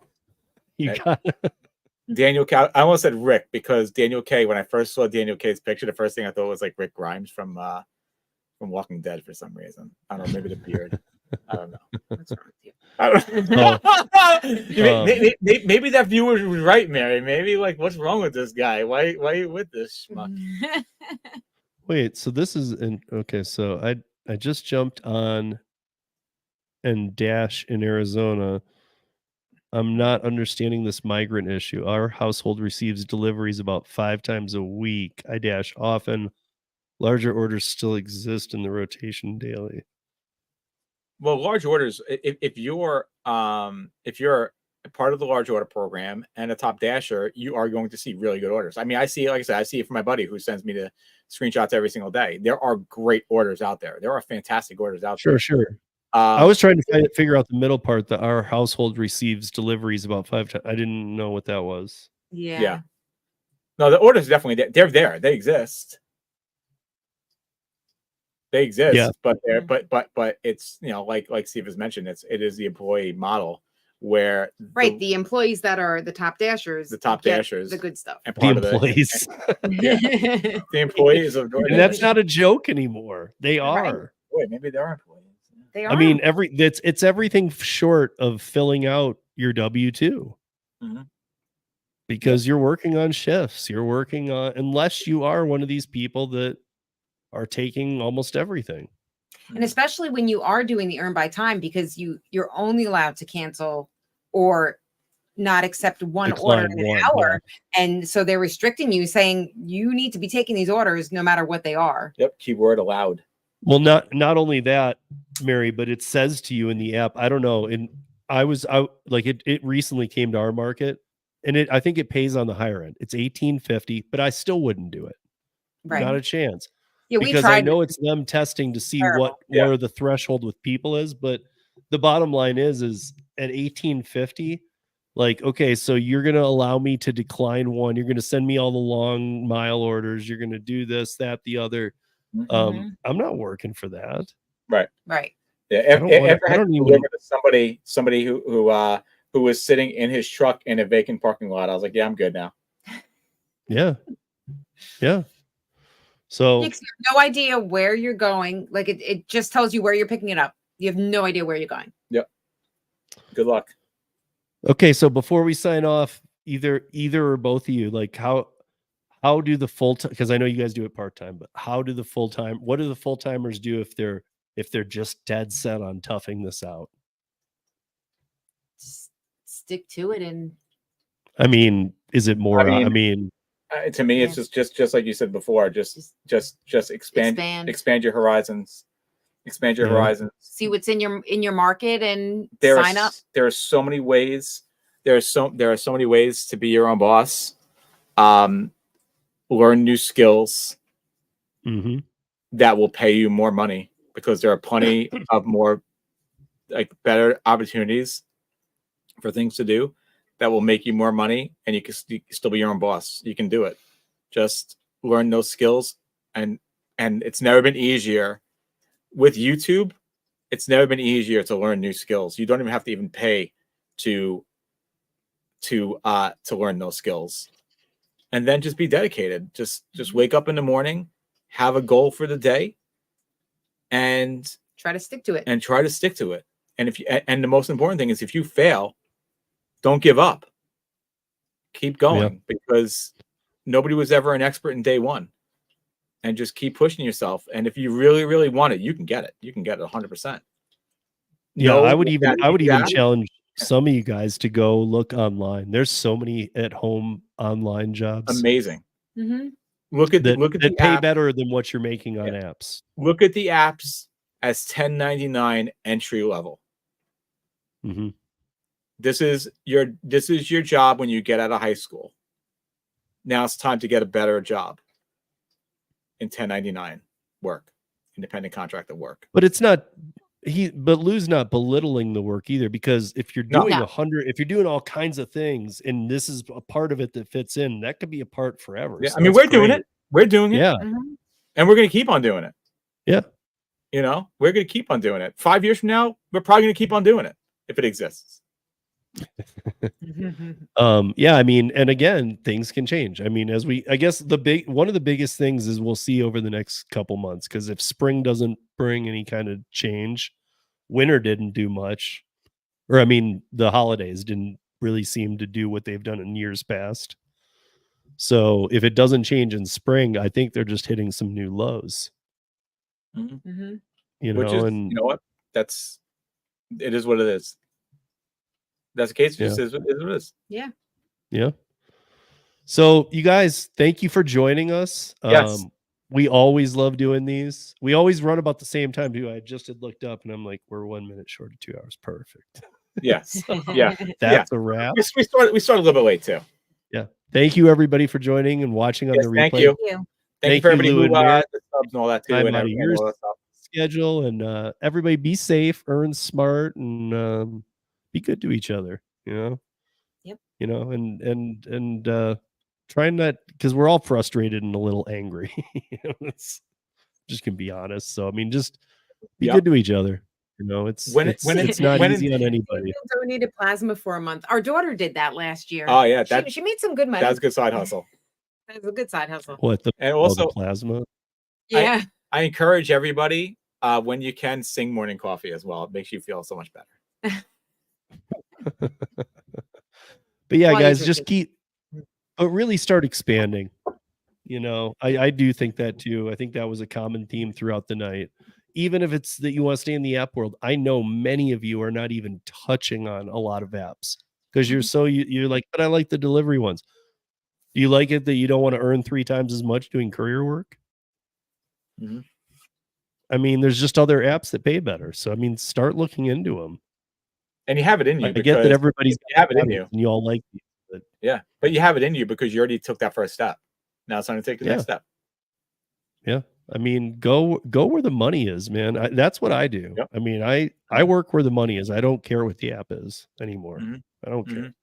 Mm-hmm. I'm trying to get the best pay. Yep. And if it involves more like physical work and stuff, I don't care. Even if it's a cuddling app, Steve will do it. Yeah. So yeah, I'll if the cuddling app worked. I mean, Hannibal tried it. His thing is still up on there too, by the way. His handle's Uber Black. But it's pretty funny. It's like it has questions like, "You have a passport?" Where am I going to go? Where are you taking me? His new gig app. Be my partner on an airplane. Fly with me. Yeah. Fly with you. Yeah. Fly with you. Fly with you. I mean, I don't know. Yeah. But just start thinking outside the box. There are other opportunities. And if you live in a sanctuary city or something like that, because I don't want to hit on that too hard, but if you do and you're feeling this more than other people, look at the other apps because there's a lot of apps that these people cannot get on. Yep. A lot. It's just they're not being sold. These accounts are much harder to get into. You just can't do it. You need to know how to speak to people on B2B platforms. Mm-hmm. So I don't know. Just don't sit on DoorDash waiting for it to come around for you, though. That's my thing. Don't do it. Yep. I mean, it's as close to a W-2 already as it can be. So yep. I don't know where they're going with this. Agreed. For all I know, it will be a W-2 soon. I don't know. And that's my concern about earn by time. I have a feeling they're trying to figure out exactly where that magic number is that the lowest they could pay people. Yep. So with that said, thank you everybody. And we will see you next time when we do one of these. So thank you everybody for joining. It was always fun. So don't think it was negative. We're trying to throw out ideas because Colorado and New York over here. Yeah, but if you're watching this going, why are these guys being so negative? I would question how much gig work you're doing because you should be feeling what we're talking about. Anywhere you are. I don't know many markets that are. We're the part-timers. Right. Yeah. Yeah. So with that said, guys, have a great night and we'll see you next time. Good night. Good night.